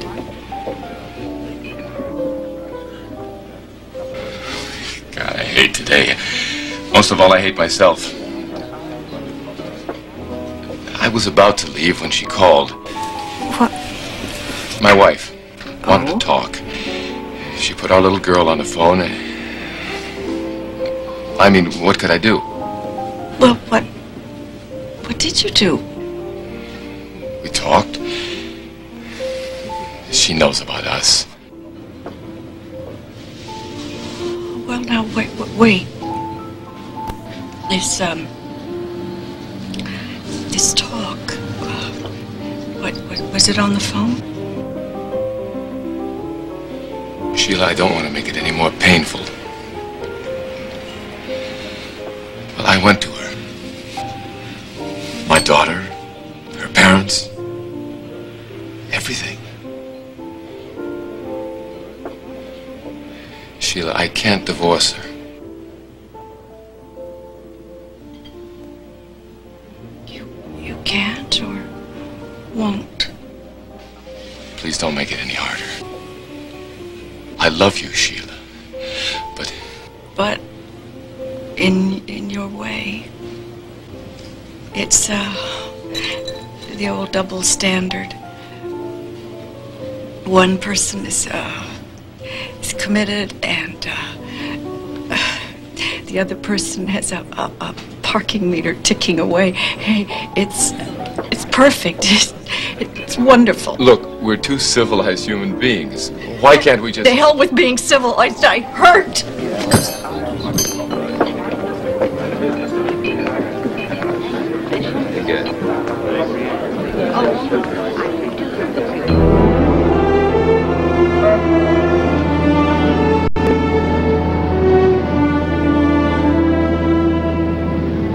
So his wife put on a shawl and had the kid play violin. And Daddy got all weepy. And you're in a snowdrift with no shoes. So what else is new about men? I wish I had 1 ounce of your toughness. Me? I'm a soft-hearted slob. But I make sure my men know I know the rules. Listen, you were lost and lonely, Sheila. No matter what pain you feel now, you needed help then. And Mancini was there to help. No, thanks, friend. But now I'm right back to square one. No, you're not. You'll always have the memory of being a woman who was wanted. By a young man, no less. A woman who's still able to be loved. Look, honey, hang in there. Take it one day at a time. As soon as I get back, we'll get it all straightened out. All right, Sally. When will you be back? A few days. You can take just so much of great shows. And a handsome married man. Call when you get home. Yeah. I'll see you, darling. And who is darling? Jealous? Sure. If I'm going to cheat on my wife, I might as well be rotten all the way. It was a she, Paul. A lady in distress. Very dangerous distress.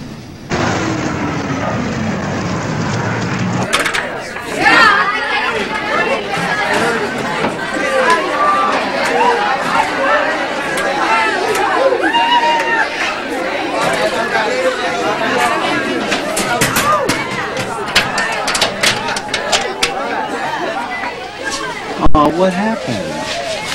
Look what somebody did to little Callahan's locker. You gonna report it? I asked a question, man. Accidents happen. Hey, surprised we're out? Man, we were never in. You see, what you never figured on was us knowing how to play. I mean, we said we were sorry. We even gave him tears. So here we are. And I can't wait for basketball practice and PE. You're gonna play, aren't you? Have to. Great. You know, we could all made varsity. Trouble is, we foul a lot.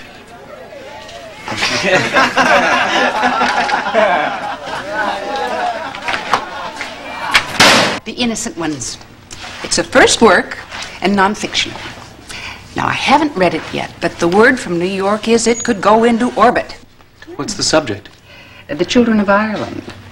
And the author's style is being compared to James Agee's. Now, let's meet the author. Oh, this could sell copies by itself. Oh, let me see. Let me see. Oh, wow. Look. Oh, something wrong, Sheila? Well, I mean, could his name be Bill Reardon? What's this? What's this? Well, he was a friend before I was married. Do I sense an old flame? I do. Is he married? Let's see. William Travis Reardon lives in Manhattan, where he shares an apartment with 2 Irish setters and a tank full of rare tropical fish. That's unmarried, all right.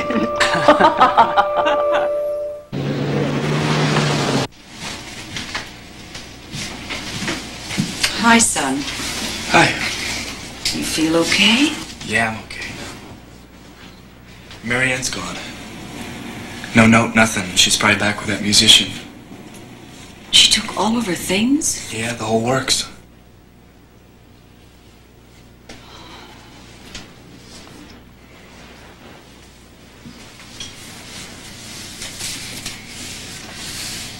Yes, well, whatever she's decided, we just have to hope it's for the best. Now, about your school. Oh, I can take it. Yes, and you have the bruises to prove it. You shouldn't have to. I mean, 2 more years of torture? No, they'll all be dropouts. We can't afford me going back to Armsby? Well, it would be just till summer. And trouble might disappear if you were away. What? What be till summer? Away where? In Florida, with your grandmother and grandfather. Florida? But they're so old. Oh, now, come on. He plays a mean game of golf twice a week, and she's a perfectly nice... Hey, no, I can't. Darling, don't misunderstand. I'm not trying to get rid of you. Yeah, but first Dad, then Marianne, now me. You'll be all alone. I have Pat and Betty. My friends. Yeah, but they're not here. No, I'm not going. Well, we'll sleep on it and see what the next few days bring, hmm? Yeah, okay. Look, I know you're doing this for me, but I'm strong enough to take whatever's coming at school. Well, we'll both think about it. Okay.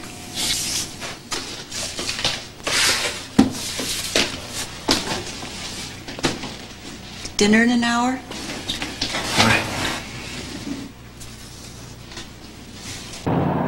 That, friend, is a catalog of pure disaster.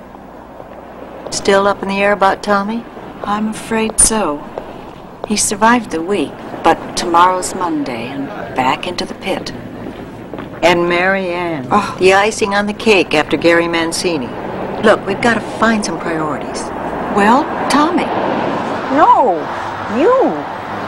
Sheila, friends aren't just for flattery, and you've got to stop always putting yourself at the end of the line. That bench, my feet feel like 12 Ds. Numero uno, Mancini. What? That's finished, over. Well, from what you said, it was his choice. Suppose he has a change of heart. Well, that won't make it. I don't think. That's what I call being positive. Okay, cross that bridge if and when you come to it. Now, Tommy, be a dictator. Florida. No ifs, ands, or buts. And Marianne, let her find her own way. You know, you've just settled 2 whole lives without drawing a breath. I mean, if you had children, it would... I didn't invent the toaster, but I can work one. Yeah. See, the trouble with Marianne is she doesn't know where she's going. I said let her find it. Finding means trying. You remember the olden days when we were kids? Don't touch the stove, it's hot. And naturally, we touched. Oh, did we remember. Right, Sally, but we're not talking about things that can be patched up with Band-Aids. I mean, she's in bad trouble with Jawalski. I can't look the other way. The old hot stove again. No, it's drugs. God knows what she's been into and what might be next. I'm sorry. I'm sorry. It's just that I feel so helpless, and I'm afraid. Solution. Write it down if you have to, but think of everything you want to say, everything. Then tell her. That way, whatever happens, you can't blame yourself. All right, Sally. I'm going up to see Marianne next weekend.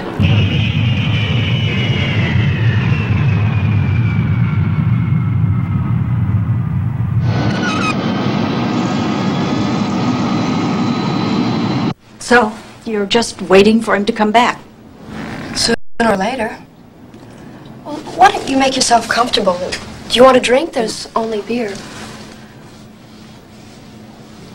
Marianne, this is a lost cause. Supposing he's found some other girl. Then he'd be here. Unless he's taking advantage of her place, using her the way he used you. Now, wait a minute. Give me credit for making judgments on my own. Look, when I was little, I needed your help in knowing what friends were good and bad for me. But listen, I'm on the pill. I've slept with him for months. You enjoyed saying that, didn't you? Yes, as a matter of fact, I did. And another fact is that Rick's trying to make a career for himself in one of the hardest professions there is. His life, his career. I mean, it's incredible. I mean, you sit here like some turn-of-the-century housefrau, sacrificing your life for some man who abuses you. I sing with his group. That's a bone to the dog. Just who are you? Sacrificing myself. What did you do? What happened to Sheila Price?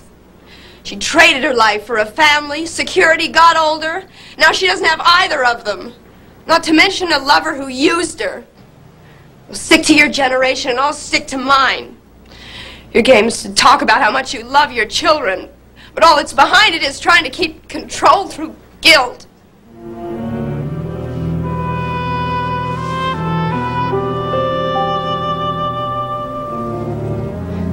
I don't have to ask you if you're finished.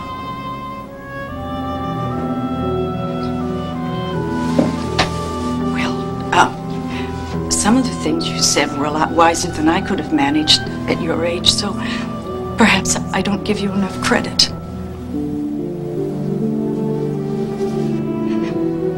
Please don't let my love make you feel guilty. So you go your way with my blessings and my good wishes. If you ever need anything, at any time, any place, I'll move heaven and earth for you.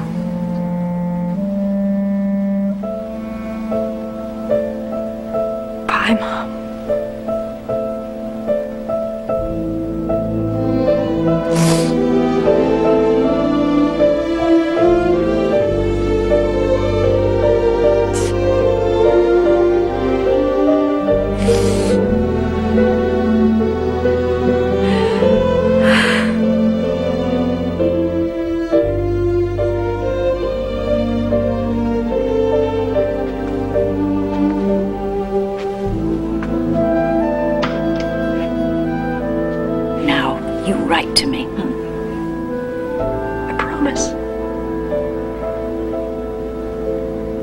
night, darling.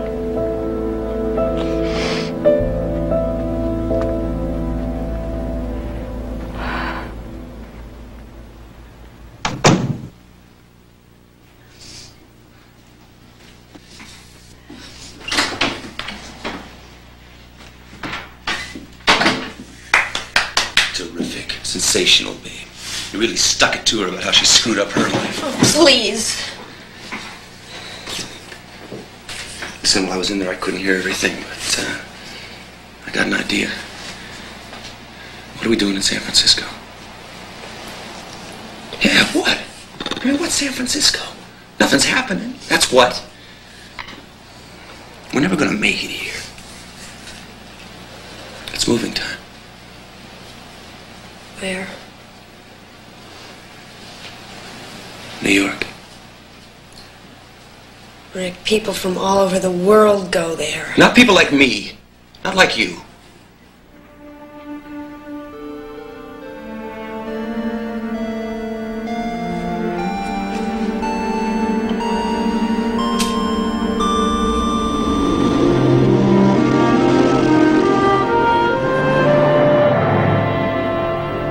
I'm going to miss you, darling.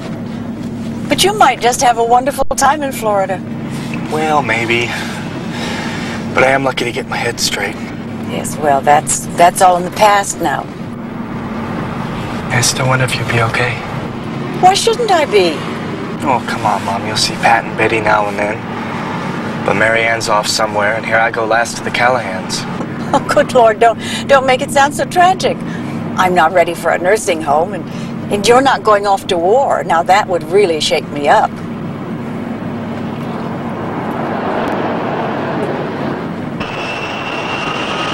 This is our last call for Flight 803 to St. Petersburg, Tampa, Gate 37B. All aboard, please. I am now going to do something totally heroic. Oh? In front of everybody, you can kiss me. Oh. Goodbye, darling. Goodbye. Call me tonight, collect. Here's looking at you, kid.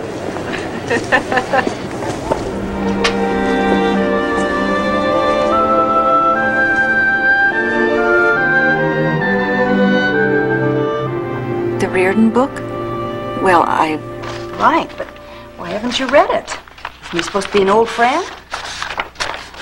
Sorry, it's none of my business. Yes, Dottie, it is. But knowing him's just the problem. Up until now, he's been a reporter.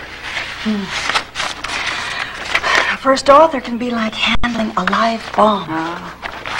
Supposing I don't think he's very good. Aha. Something else is going on here.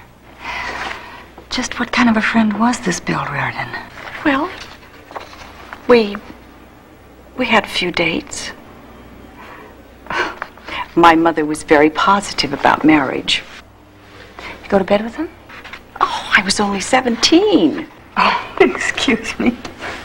You know, I keep forgetting that we used to wear chastity belts, and we thought the pill was an aspirin. That's true.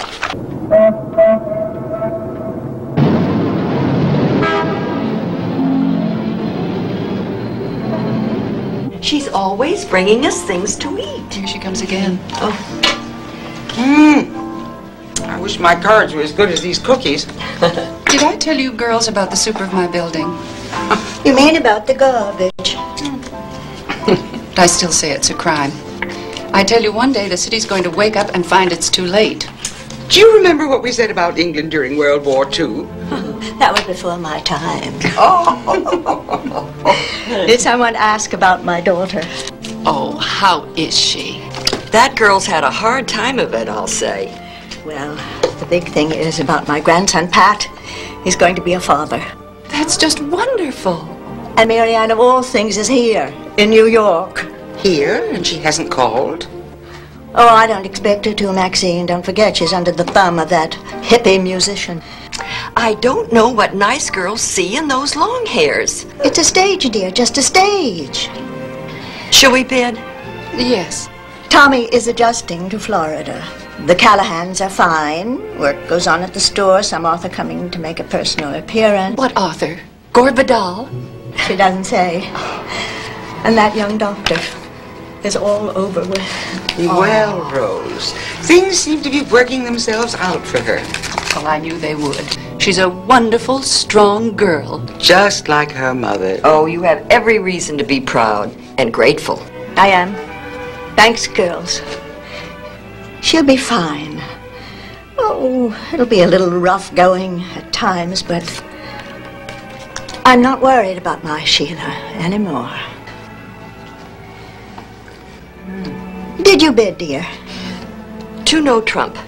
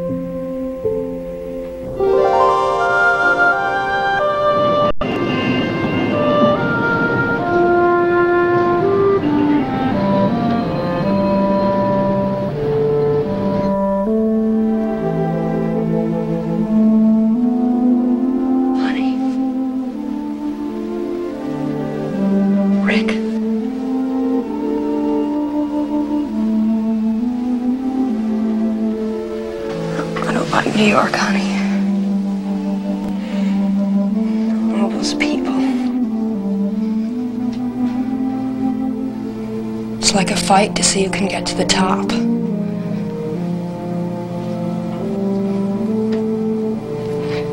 Honey, I'm scared.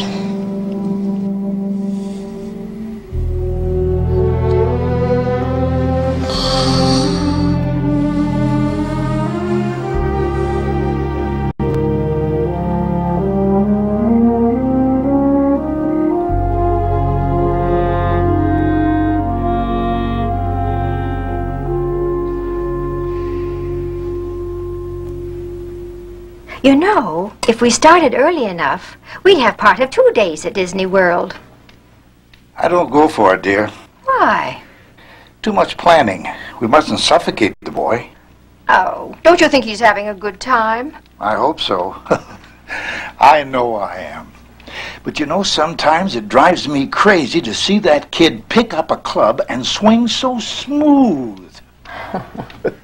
He really ought to work at it. Are you enjoying him too, Jean? Oh, you bet your life. Nothing like a teenager to keep life full of surprises. But I guess you're right. We have to give him room, chance to plan for himself. He misses Sean. Yes. And Sheila. Sheila. Our son was mighty lucky to have had a girl like her. Yes, indeed.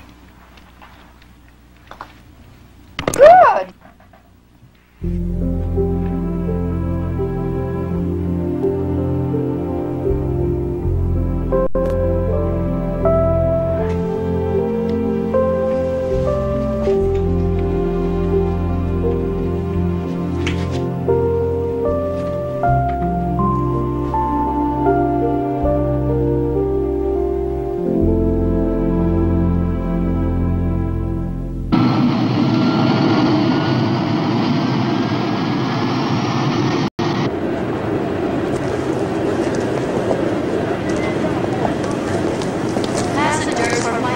Mr. Reardon, Kitty Rawlings. Hey, pleasure. If you're Kitty, I'm Bill. I thought Moscow would be colder. Oh, you're not in Moscow. Oh, you poor authors on tour. I was wondering why everybody spoke English. Here's Lee. He's going to drive us. Lee? What a relief it isn't James. Black limousine? Naturally. Why not? Every now and then a writer needs to pretend it's important. Right. Lead the way. Here we go. Thank you. Oh, thank you. Is something wrong? All that blarney, playing a role. Truth is, I hate this kind of thing. No thanks. But it sells books. And I hate myself for wanting to sell them. Except I do because I write to be read. It's hopeless. I guess we all belong in a zoo. I've been holding back a surprise. I'm just the official greeter. Your guide will be Sheila Callahan. Perfect. Callahan. The former Sheila Price. Sheila Price? Of course. I heard she married someone named Callahan. So she's to be my chaperone. How long has it been? 30 years? Old Bill Reardon. Ghost from the past. I read it twice. It's absolutely wonderful. Just wonderful. Thank you. Ben? William Reardon. This is Ben Loomis. Hello, Ben. I enjoyed your book very much. Well, I thank you. Tell all your friends. I need the money. Dottie? Yes. William Reardon. Bill, this is Dottie Parker. Hello, Dottie. Hello. I hope you'll protect me during the autograph session. And I'll be happy to hold your hand. Sheila.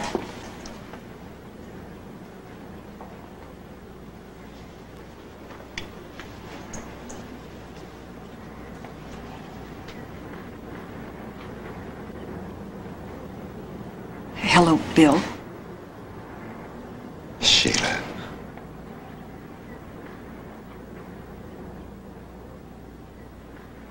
All right, into my office and down to business. 4:30 p.m. taped radio interview. 5:10 television. Stage 3 in makeup. It's taping a panel discussion about conditions in Ireland. Sheila will brief you about the others on the panel. 7 p.m. live interview. Stage 1. And back here tomorrow at noon for the autographing. Well, not quite as bad as D-Day, the invasion of Normandy. And did I miss the 5 minutes for eating? Oh, you'll have more time than that. Your last interview has to be finished by 7:30, and your hotel's just minutes away, so... Good. Then we'll all have dinner together. You too, Kitty, and whoever you'd like to bring along. Thanks, but I can't make it. Get going. The limo's waiting. I brought my station wagon in today. But don't you want to use the limo? Thanks, Kitty, but I've already ridden in it, and that'll do me for at least 5 years. I hope you don't mind. Whatever makes our author happy. Sheila, you have the schedule? Yep, and we'll see you tomorrow morning.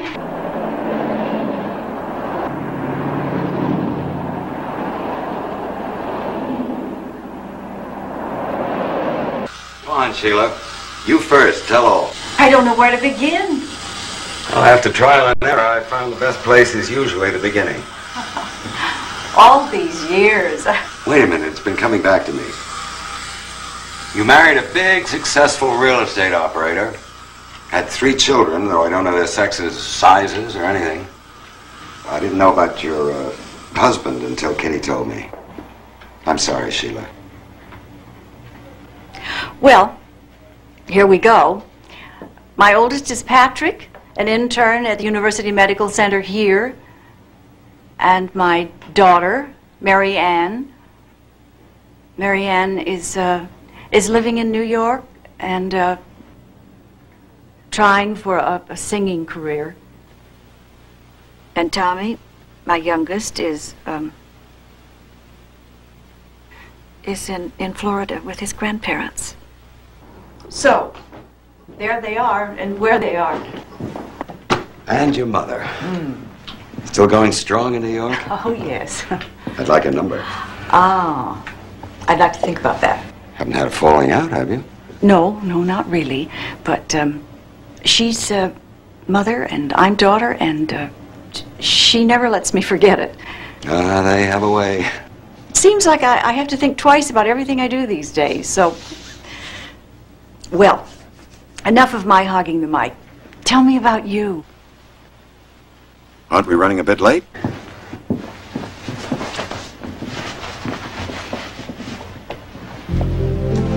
Hate these interviews.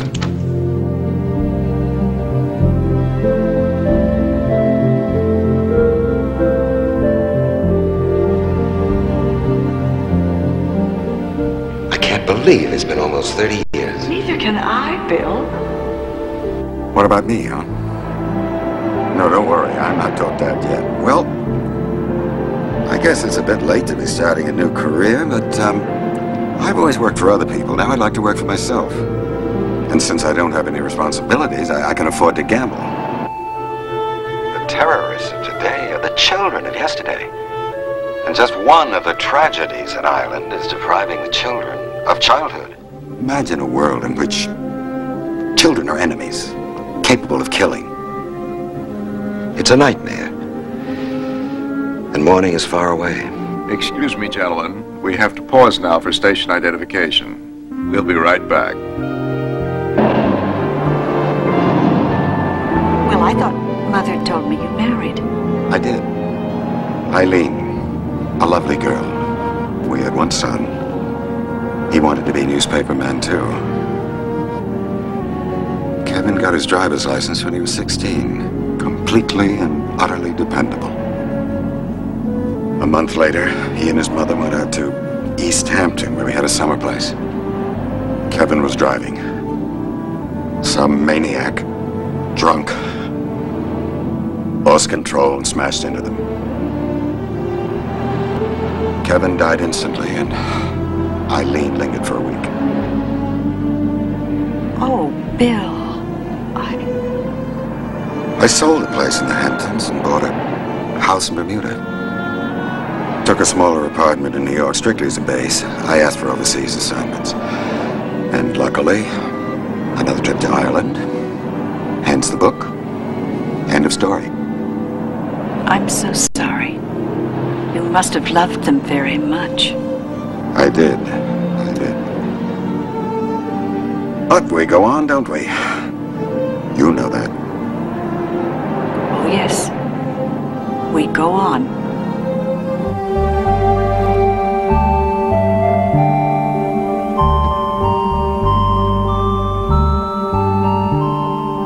You remember our first dinner date? Oh, yes, of course. The Waldorf. Sheila.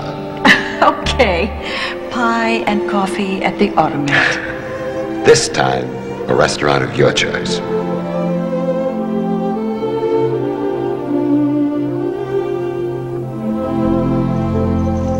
Wonderful place, Leonello's. Reminded me of the Côte Basque in New York. That mural in the back of the south of France. But the place is Italian, isn't it? Continental, my friend. I see. Smoked mirrors, wine racks. Never had better food anywhere. Good. Or better company.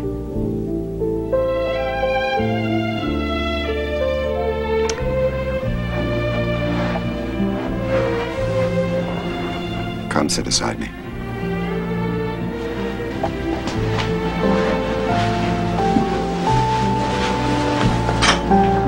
What shall we drink to? To the success of the innocent ones. The book? Or us?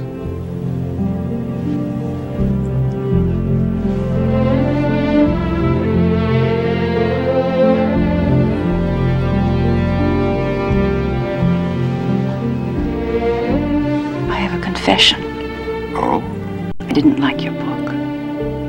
I'll try harder next time. It made me cry. It was so beautiful. Next one, a book that makes you laugh.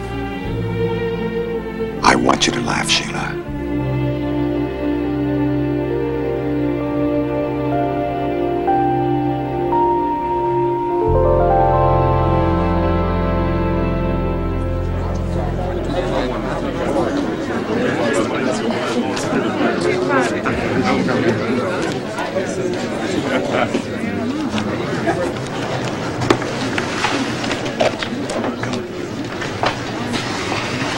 This is for Sarah.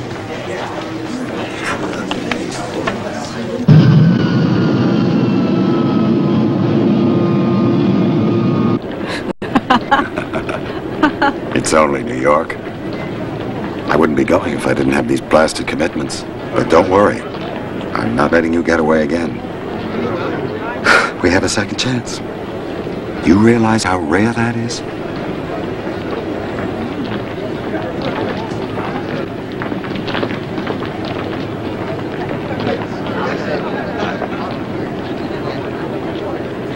Thank you. Darling, I'm going to miss you. I'll call tonight. I'll be keeping the faith. Where did you get the brogue? Oh, for reading your book.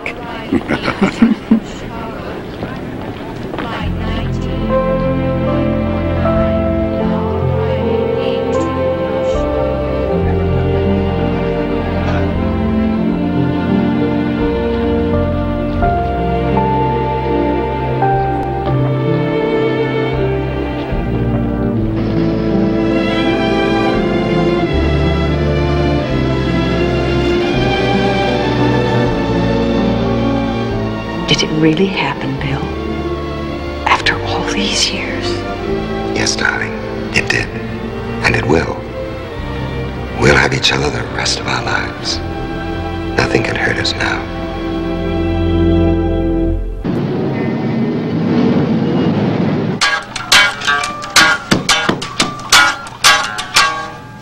Hey, gig's less than 2 hours away. We still got to eat. I'll be done in a minute.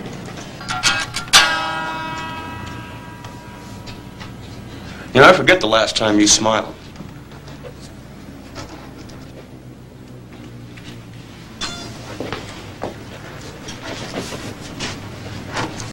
Singing better. Enjoying it, Les.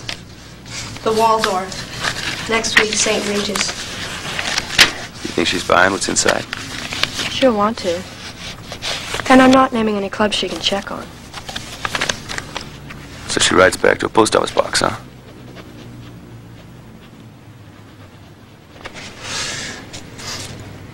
Maybe you're just not cut out for this business.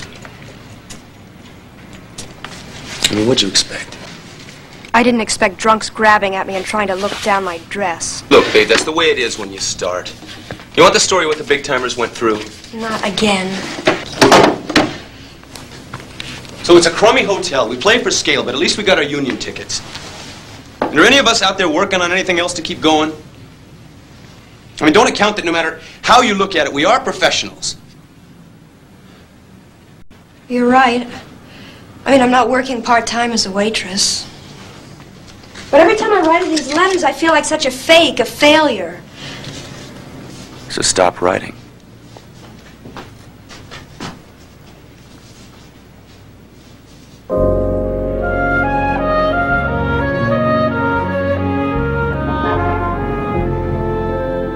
Darling, you can do it. You have to. You'll love Bermuda. Oh, Bill, I know I would. But it's really too... Really too what? I'm in love with you. Perhaps always have been. So how can anything be wrong? Oh, my darling, I love you too. But I'm so mixed up. All right then, let's unmix you. Think it over. My place will still be waiting, and so will I. I'm going to hang up. You're seducing me. Lord knows I'm trying. Good night, darling. I'll call. And if the answer's no, the next sound you hear will be a gunshot. I'll miss, of course. Oh, good night, crazy. Good night, my love.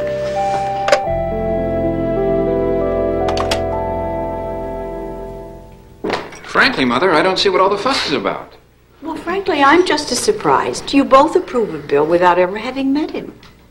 Oh, it's not that. We approve of you having some enjoyment. Right. Marianne's off on her own. Tommy's safe in the arms of the Callahans, and I'll personally water the plants. Oh, thank you, dear. I appreciate that. But there is one other problem. What? Well, I have to say something at work.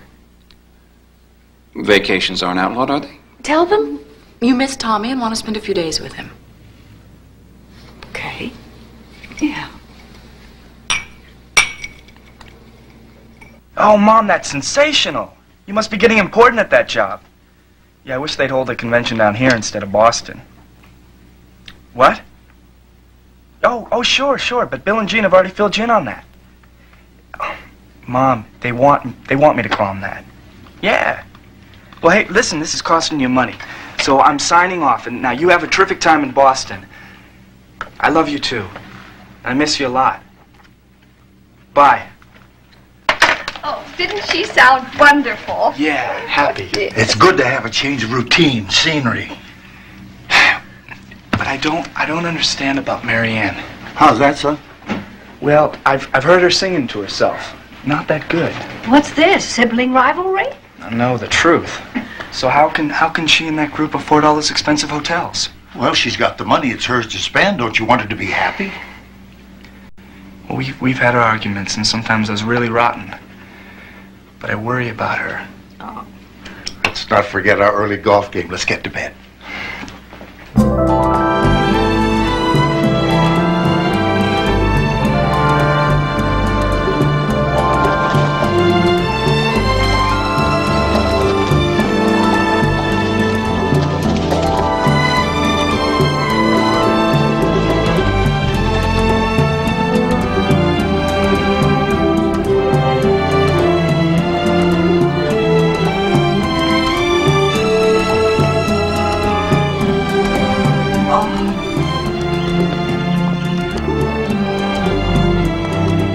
Like it?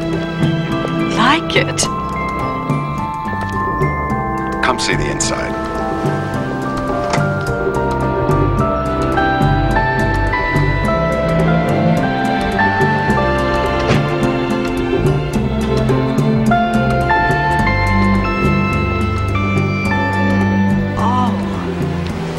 Oh, this is beautiful. It's magnificent.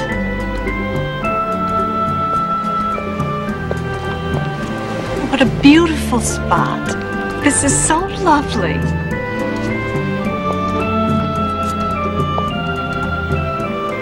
I love it. And with you, it's the best place to be.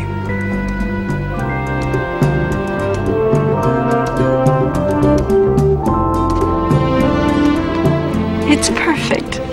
Everything is perfect.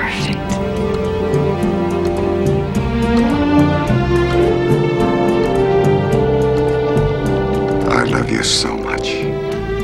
Bill, we have a second chance.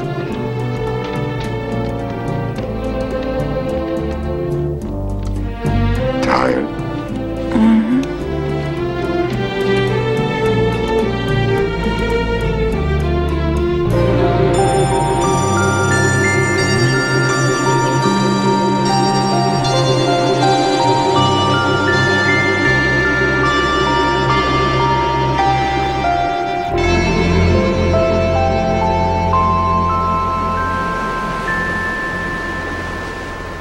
Oh, Bill, I've never been so happy.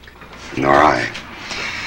These past 5 days, you're a different woman. Your life with me may be unpredictable, but we'll have fun.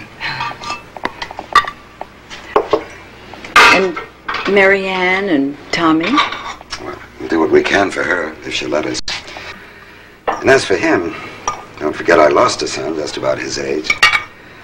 Well, maybe it won't be easy for any of us, but eventually it'll work. Because you and I want it to. Oh, I do. I truly do. Hallelujah. Oh, I wish we didn't have to go back so soon. I know. I can't even think of Atlanta and New Orleans promoting the book. I'll plead insanity. I'll believe you, but will they? If they do, I'll escape. Darling, I'll go insane if I don't get things organized. Let's get married right away. As soon as I get back from Atlanta. Well, wonderful. I mean, there's just a small matter of where. I mean, Los Angeles, New York, the airport. Pago, Calcutta. You could come to the wedding on a jewel-bedecked elephant. I'm afraid of heights. Darling, please be serious. How about July? July? That's 3 years. Well, we'll survive. Now, we must wait till Tommy gets home in June. We haven't decided where we're going to live. You don't... Hold it. I need New York for headquarters. Close to my publisher, agent, all that nonsense. But we'll go back to Los Angeles as often as you want. We visit our doctor's son, and wife, new grandchild. And as much as I hated it, I'll give in to the delay. Anything you want. Oh, the phone company is going to love us. Not to mention the airlines. You'll be a qualified pilot between New York and Los Angeles. You spoiled me, woman. I'm the impatient lover. So am I, my darling. We have a right to be.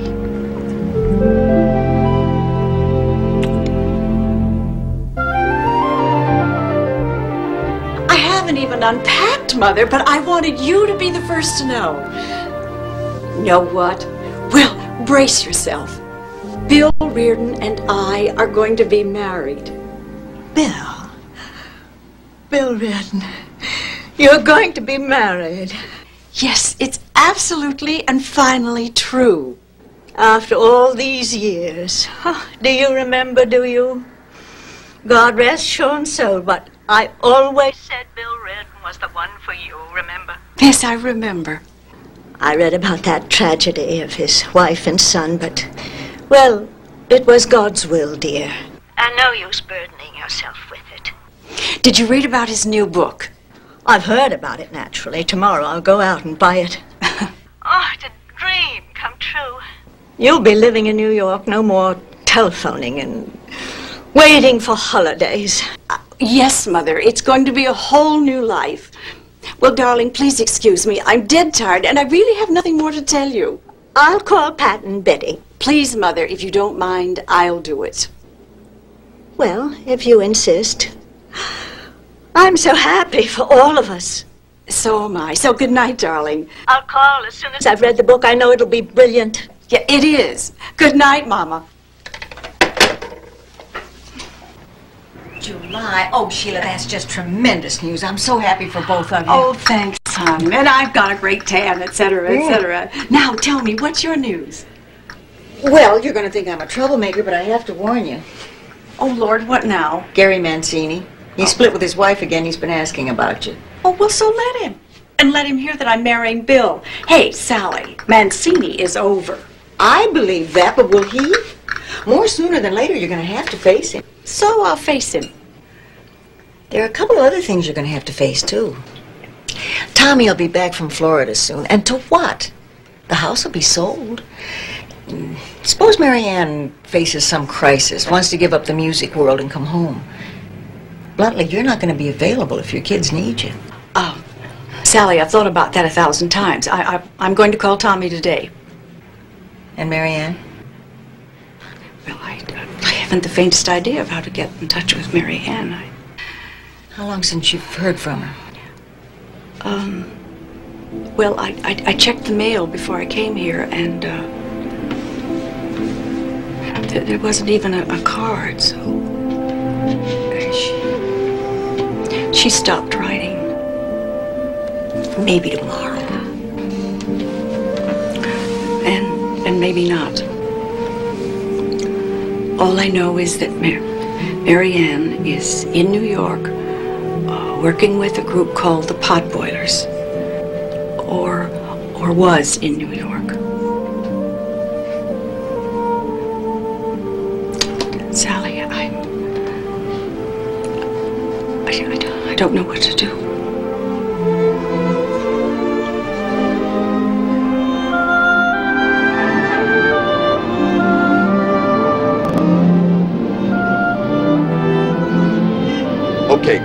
Okay, gorgeous. Now, let me see if I've got this straight.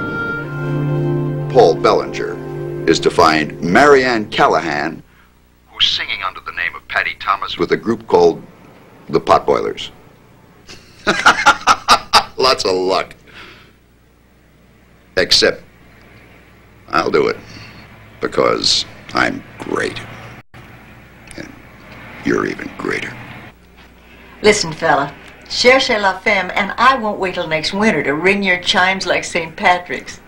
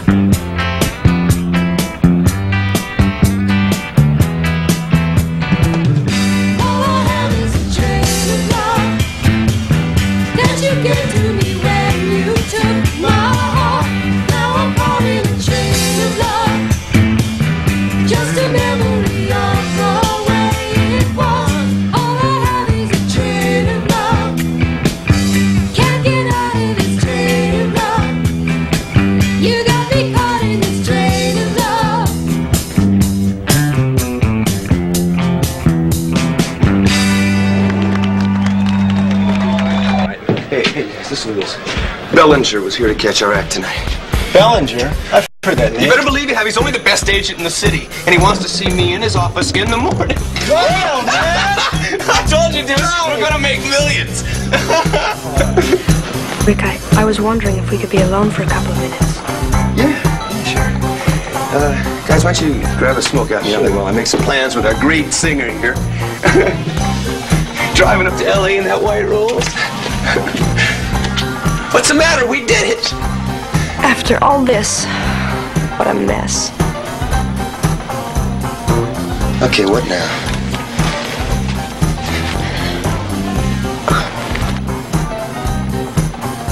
Rick, I'm pregnant. Maybe you're just late. No, I had the test 2 days ago.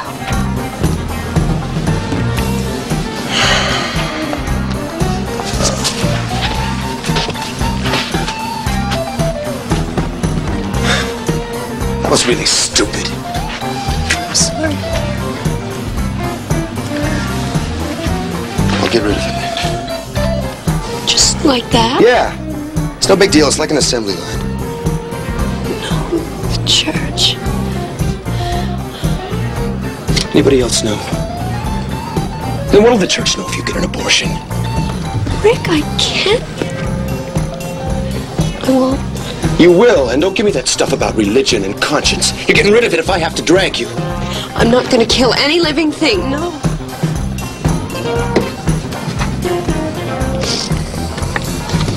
Tomorrow, Bellinger, if he asks, which I doubt, I'll tell him that you quit. Or that you're a junkie. Or I'll tell him anything to get you out of the picture. And I'll find a better singer, and it won't be hard because you stink. And you always have, and the only reason that you came this far is because I felt sorry for you. Now get out, and stay away from the hotel, and keep out of my life!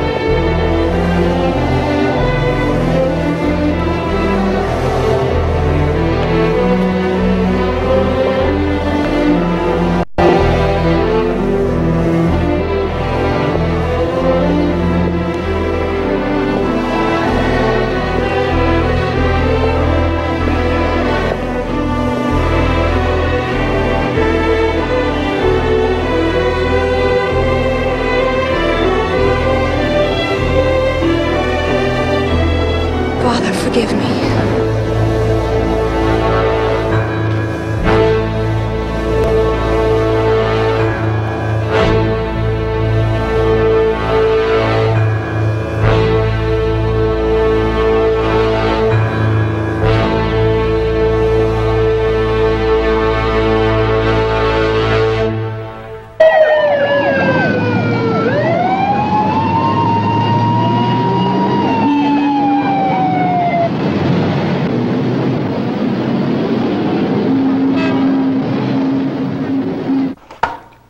Same old story. Pregnant. And no ID. Only the costume. No labels.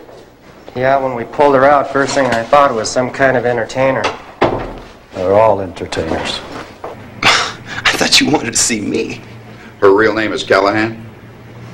Yeah, but if you heard her, then you know she's not very... I'm doing a favor. Where is she? Well... Look, if you really want her, you know, I can... This has nothing to do with her talent or yours. Where is she? How do I know? Last night she walked out after an argument. She hasn't come back. Just a minute. What was she wearing? That crummy costume. What else? An argument. What about? None of your business, jerk.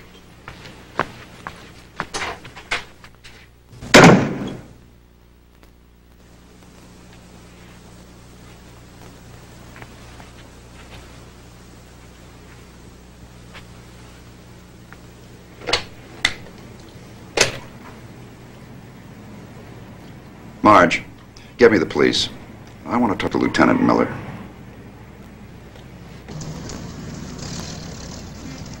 Was he sure, Sally?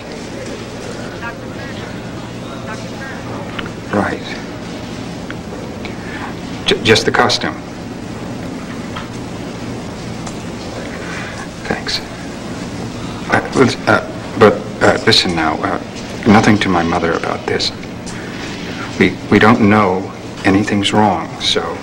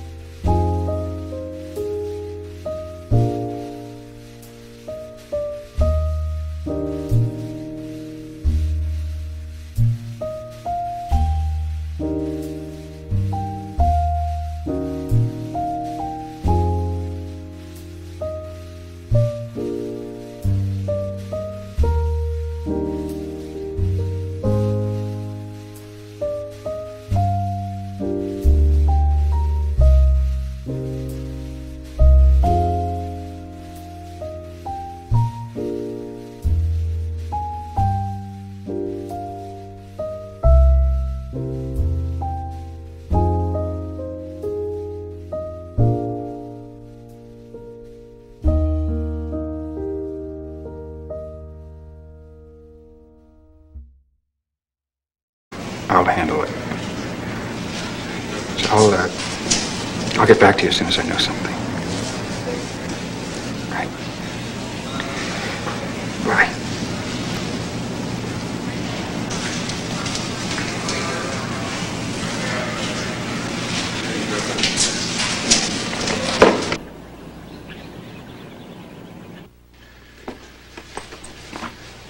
Darling,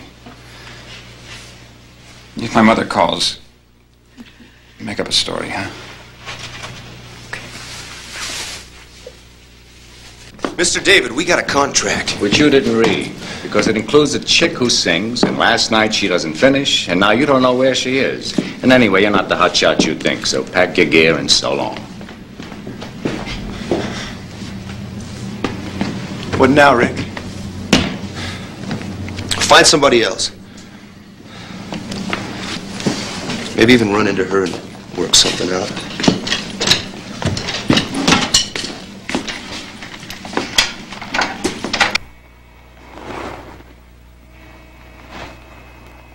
Sorry, Doctor.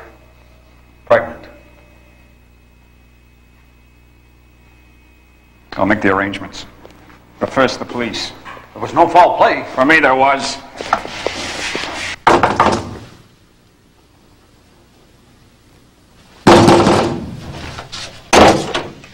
Yeah. What? Hey, what are you... Pat Callahan. Marianne was my sister. She killed herself last night. Jeez. Jeez. Come on, get up, so I can do it again. She killed herself. I never thought she'd do anything like...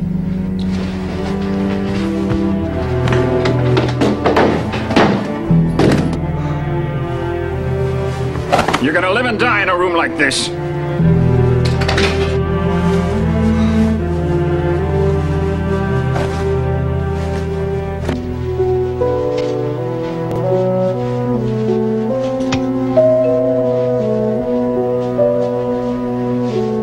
Who is it? It's Pat. Pat. Your grandson. Pat. Why are you here? What's happened? Tell me. We've lost Marianne. Lost her? How have we lost her? You can't keep it a secret. From what I can make of it, she was pregnant. Had a falling out with Jawalski, and she jumped off the Queensboro Bridge.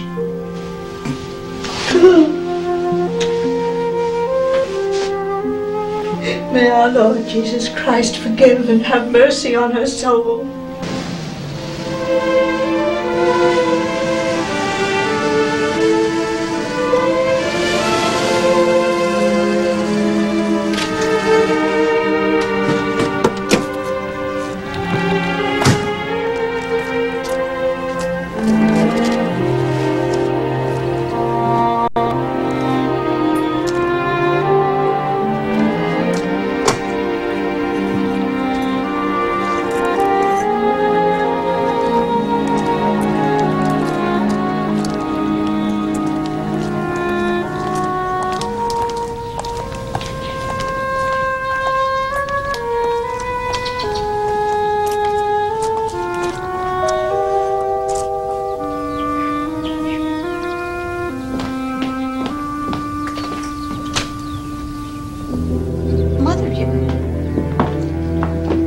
It's God's will. Oh, Mother. Marianne is dead.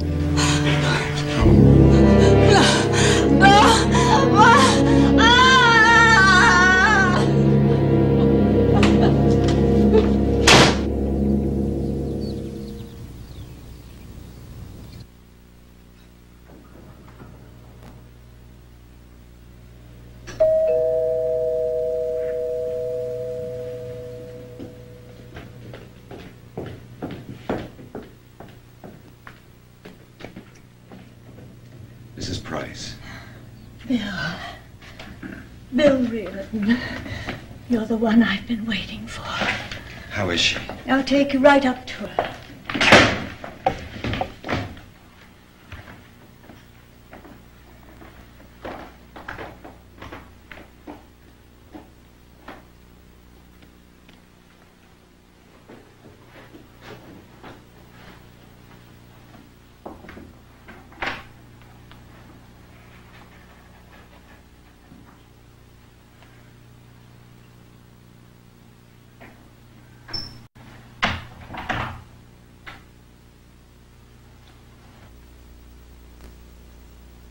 It's me, darling.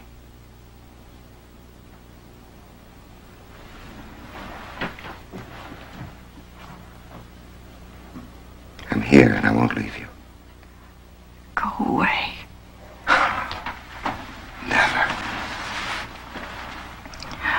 I saw only what I wanted to see.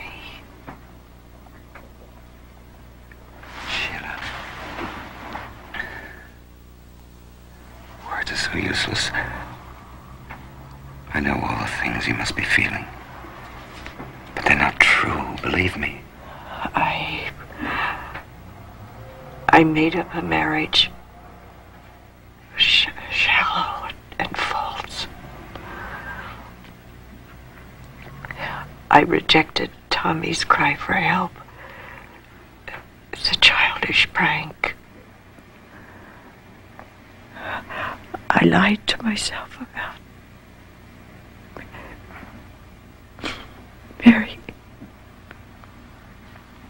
Mary Ann. That she would be a success and be happy.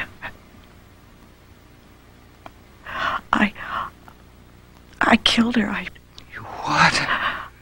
It's ridiculous. I pushed her off the bridge. I've ruined everything I've touched. I'm not going to ruin your life. Oh, my darling, my darling, my darling. Go away. Oh, you must go away. Please go away.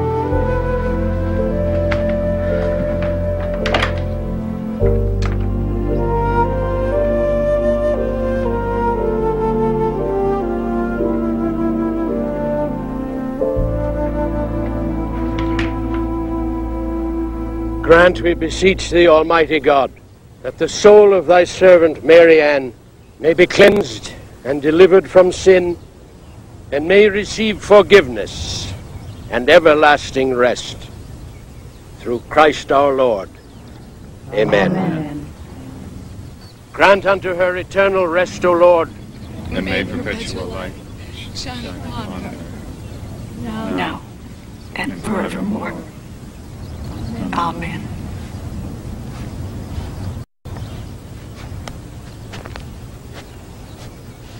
God watch over you, Sheila.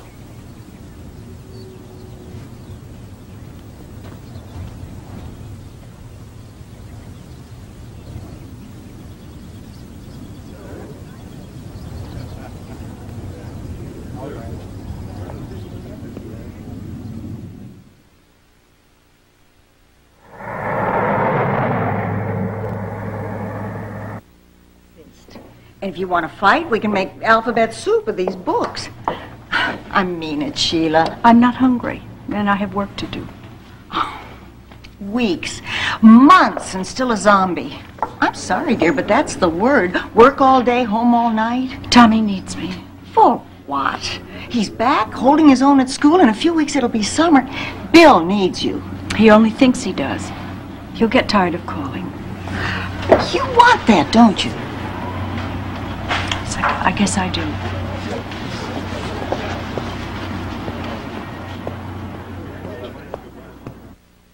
Well, she takes a loan, won't let me work to pay for the car, practically kicks me out of the house to have a good time.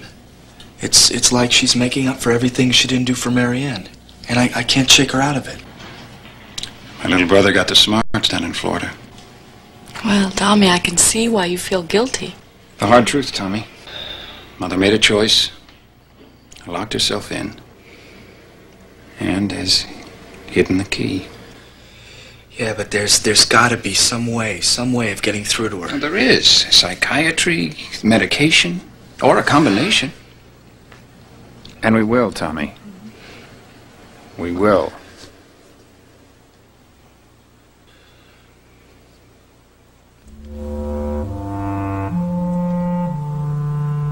Sheila.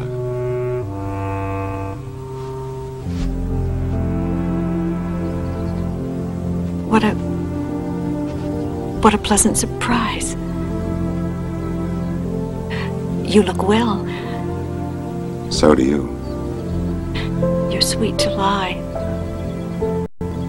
Your last letter said you were on your way to Ireland.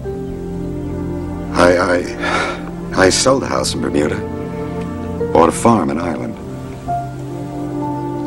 Oh, that's nice. A small farm. I'm getting into a new book. It's a lovely place. Green and green again. I'd like you to see it. No, my life is here. Sheila, before long, Tommy will be off to college. You'll be alone in an empty house. It's where I belong. You belong with me. Please, Bill. Sheila, I'm begging for your life and mine. Your life is what I care about. It's nothing without you.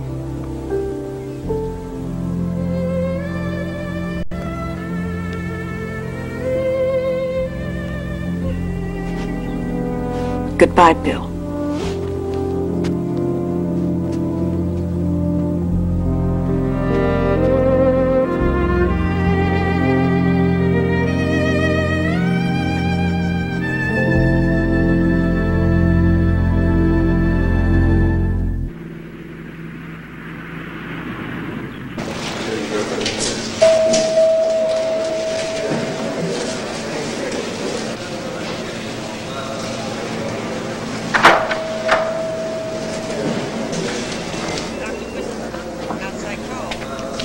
Now, Doctor. And your 6-pound, 10-ounce daughter. Thanks, Nancy. Hey, how about that, Grandma? Exactly what we wanted. Yes. Come on, let's see Betty. Oh, not now. Just you two. I'll see Betty tomorrow. Sure.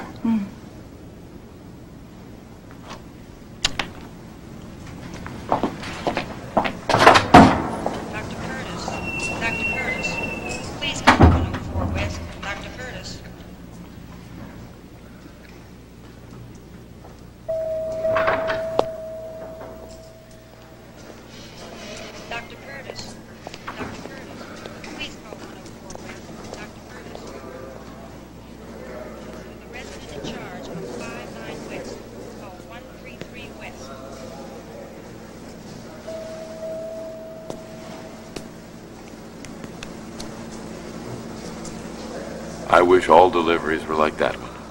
You? Well, I am qualified, you know. Well...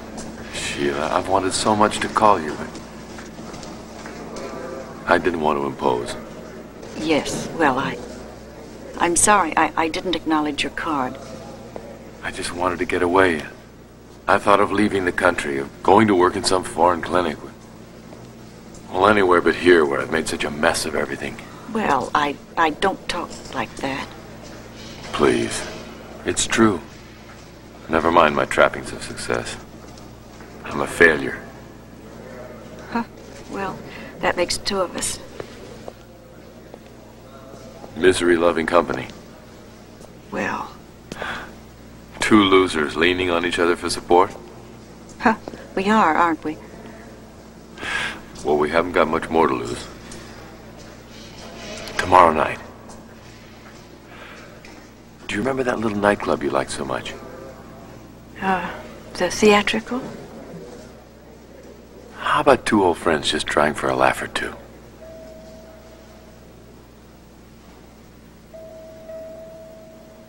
All right. Yeah. Suppose I meet you there at 9 o'clock.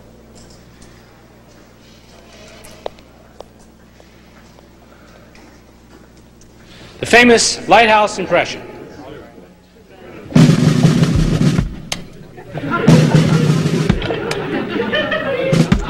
Thank you. Well, folks, just want to leave you with this thought. Remember, never hate a comedian. Leave that up to his mother. Thank you. Thank you.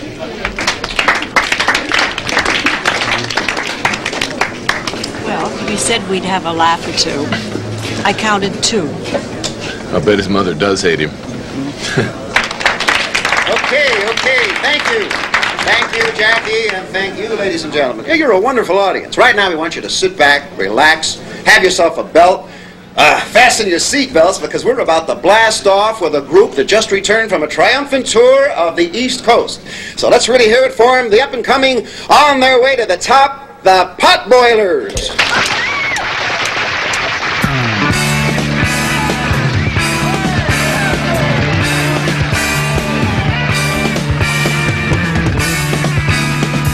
It's him. What? It's a guitar player. He killed her. He killed her. For God's sake. He killed her. He killed her. He killed her. Sheila. Murder. Murder. Taxi. Taxi. Sheila. Sheila.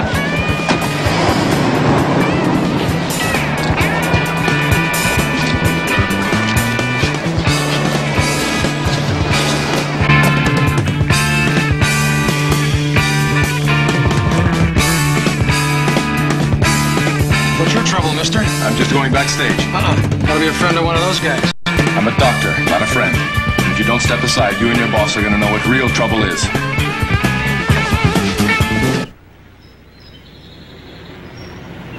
Thank you, Kitty.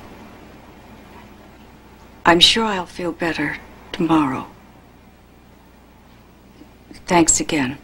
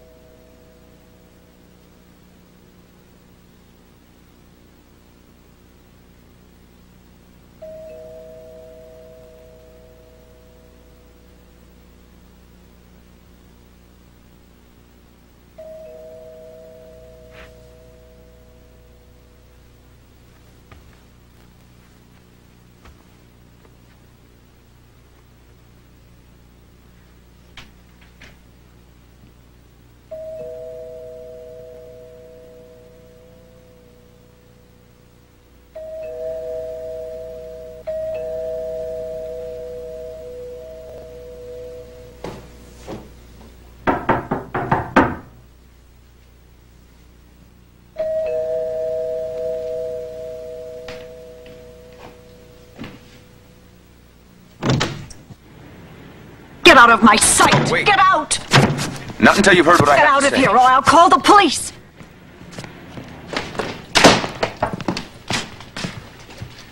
By the time they get here, I'll be finished.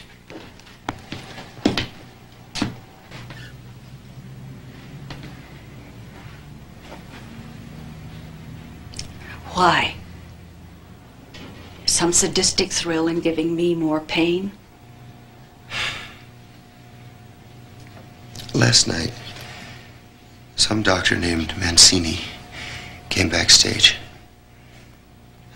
And he said some things. So here I am.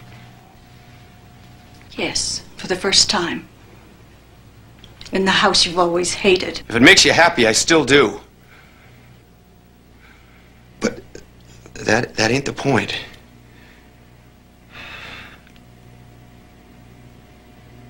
I never figured she'd do it.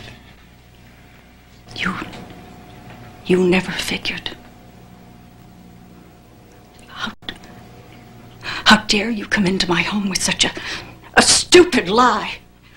Luring her into a life of drugs and childish fantasies and dragging her down with you. And I let you. That, Mrs. Callahan, is the point.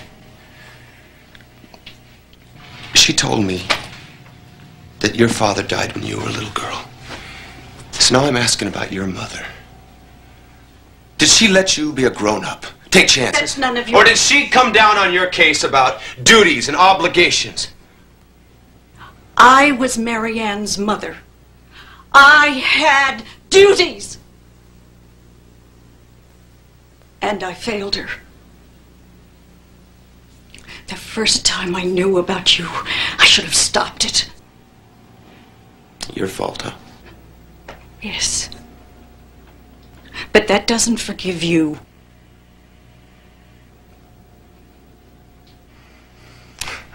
You're really something.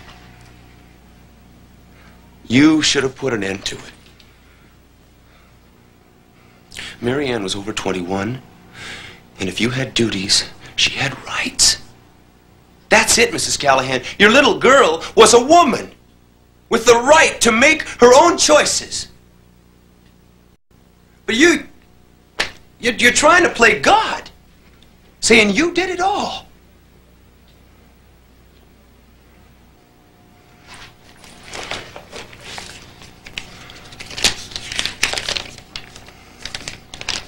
I found this after your son left.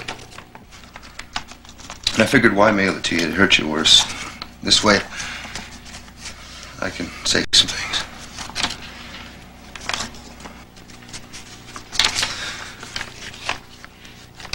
In my way, I loved her. And she loved you. But the trouble with Mary Ann was she didn't even like herself.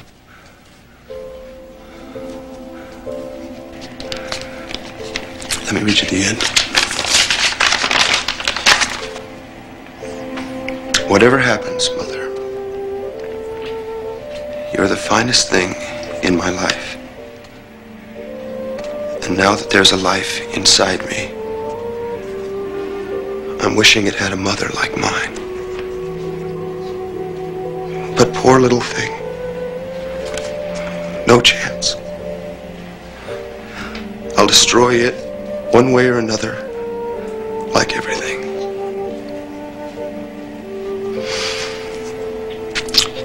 So, if you read this, you will know the Mary Ann who always wanted to be. The one who loves you as much as she hates herself. No matter what happens, I want you to be happy. I want it more than life. If there's a God, He'll make you happy. For me. Mary Ann.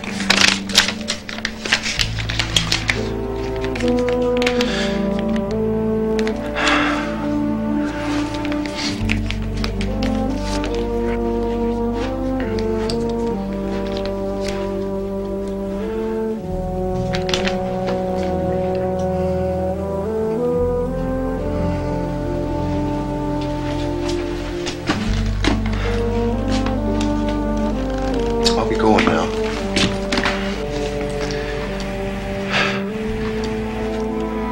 But if it's all right with you, I'd like to leave some flowers on her grave. Because I'll never forget her.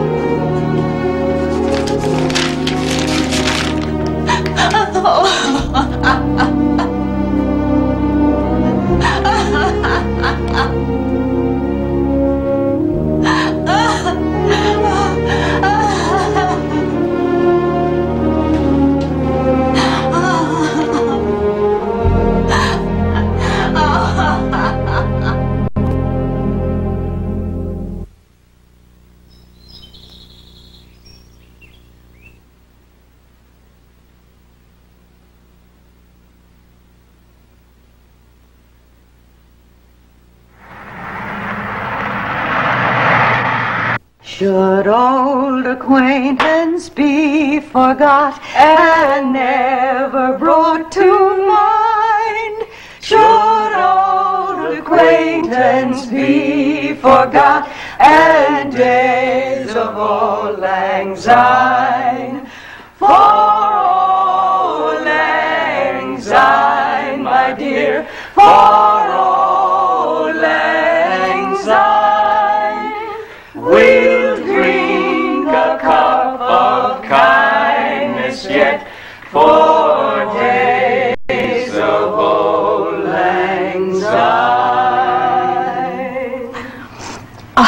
You sentimental slob. Oh, Mom, if you keep on asking, you'll be late. But I have to be sure. Well, how about a written guarantee? Come on, Pat and Betty are out of their minds about you giving them this place. Complete with me as a built-in babysitter for little Mary Ann. You know, it's still the Callahan house. Don't forget, you'll always have a place to come home to. I won't forget that, my darling. You'll have a place, too.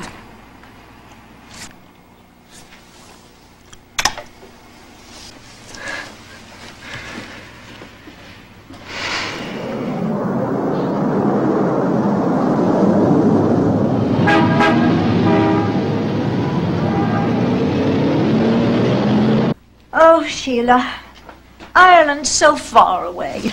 Seems like the end. It's not really an end, Mother. It's a beginning. Beginning of what? Us. I'll always love you. But not just as a daughter, as another human being. Can you accept that? As if we were strangers? No. As two women here on earth for whatever time is allotted us, caring for each other.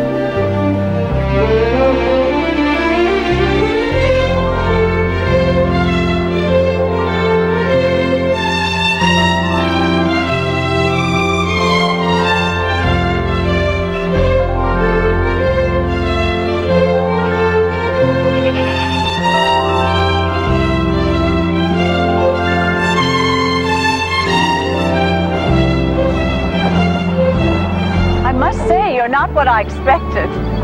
Lady, we don't sing or tell stories all the time. Oh. But since we're almost there, I must admit to an undying curiosity. You know, when I first saw you, I thought maybe you were divorced. And then I thought maybe you were a widow lady. But sure, neither of those things fit you at all. Oh, why do you say that? It's your eyes. There's a grand peace shining out of them. It's that I'm going to the best place to be. It's taken me a lifetime to find my answers.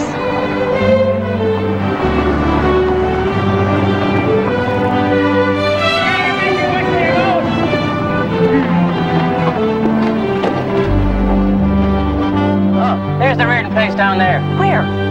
Right down there between the trees. Oh!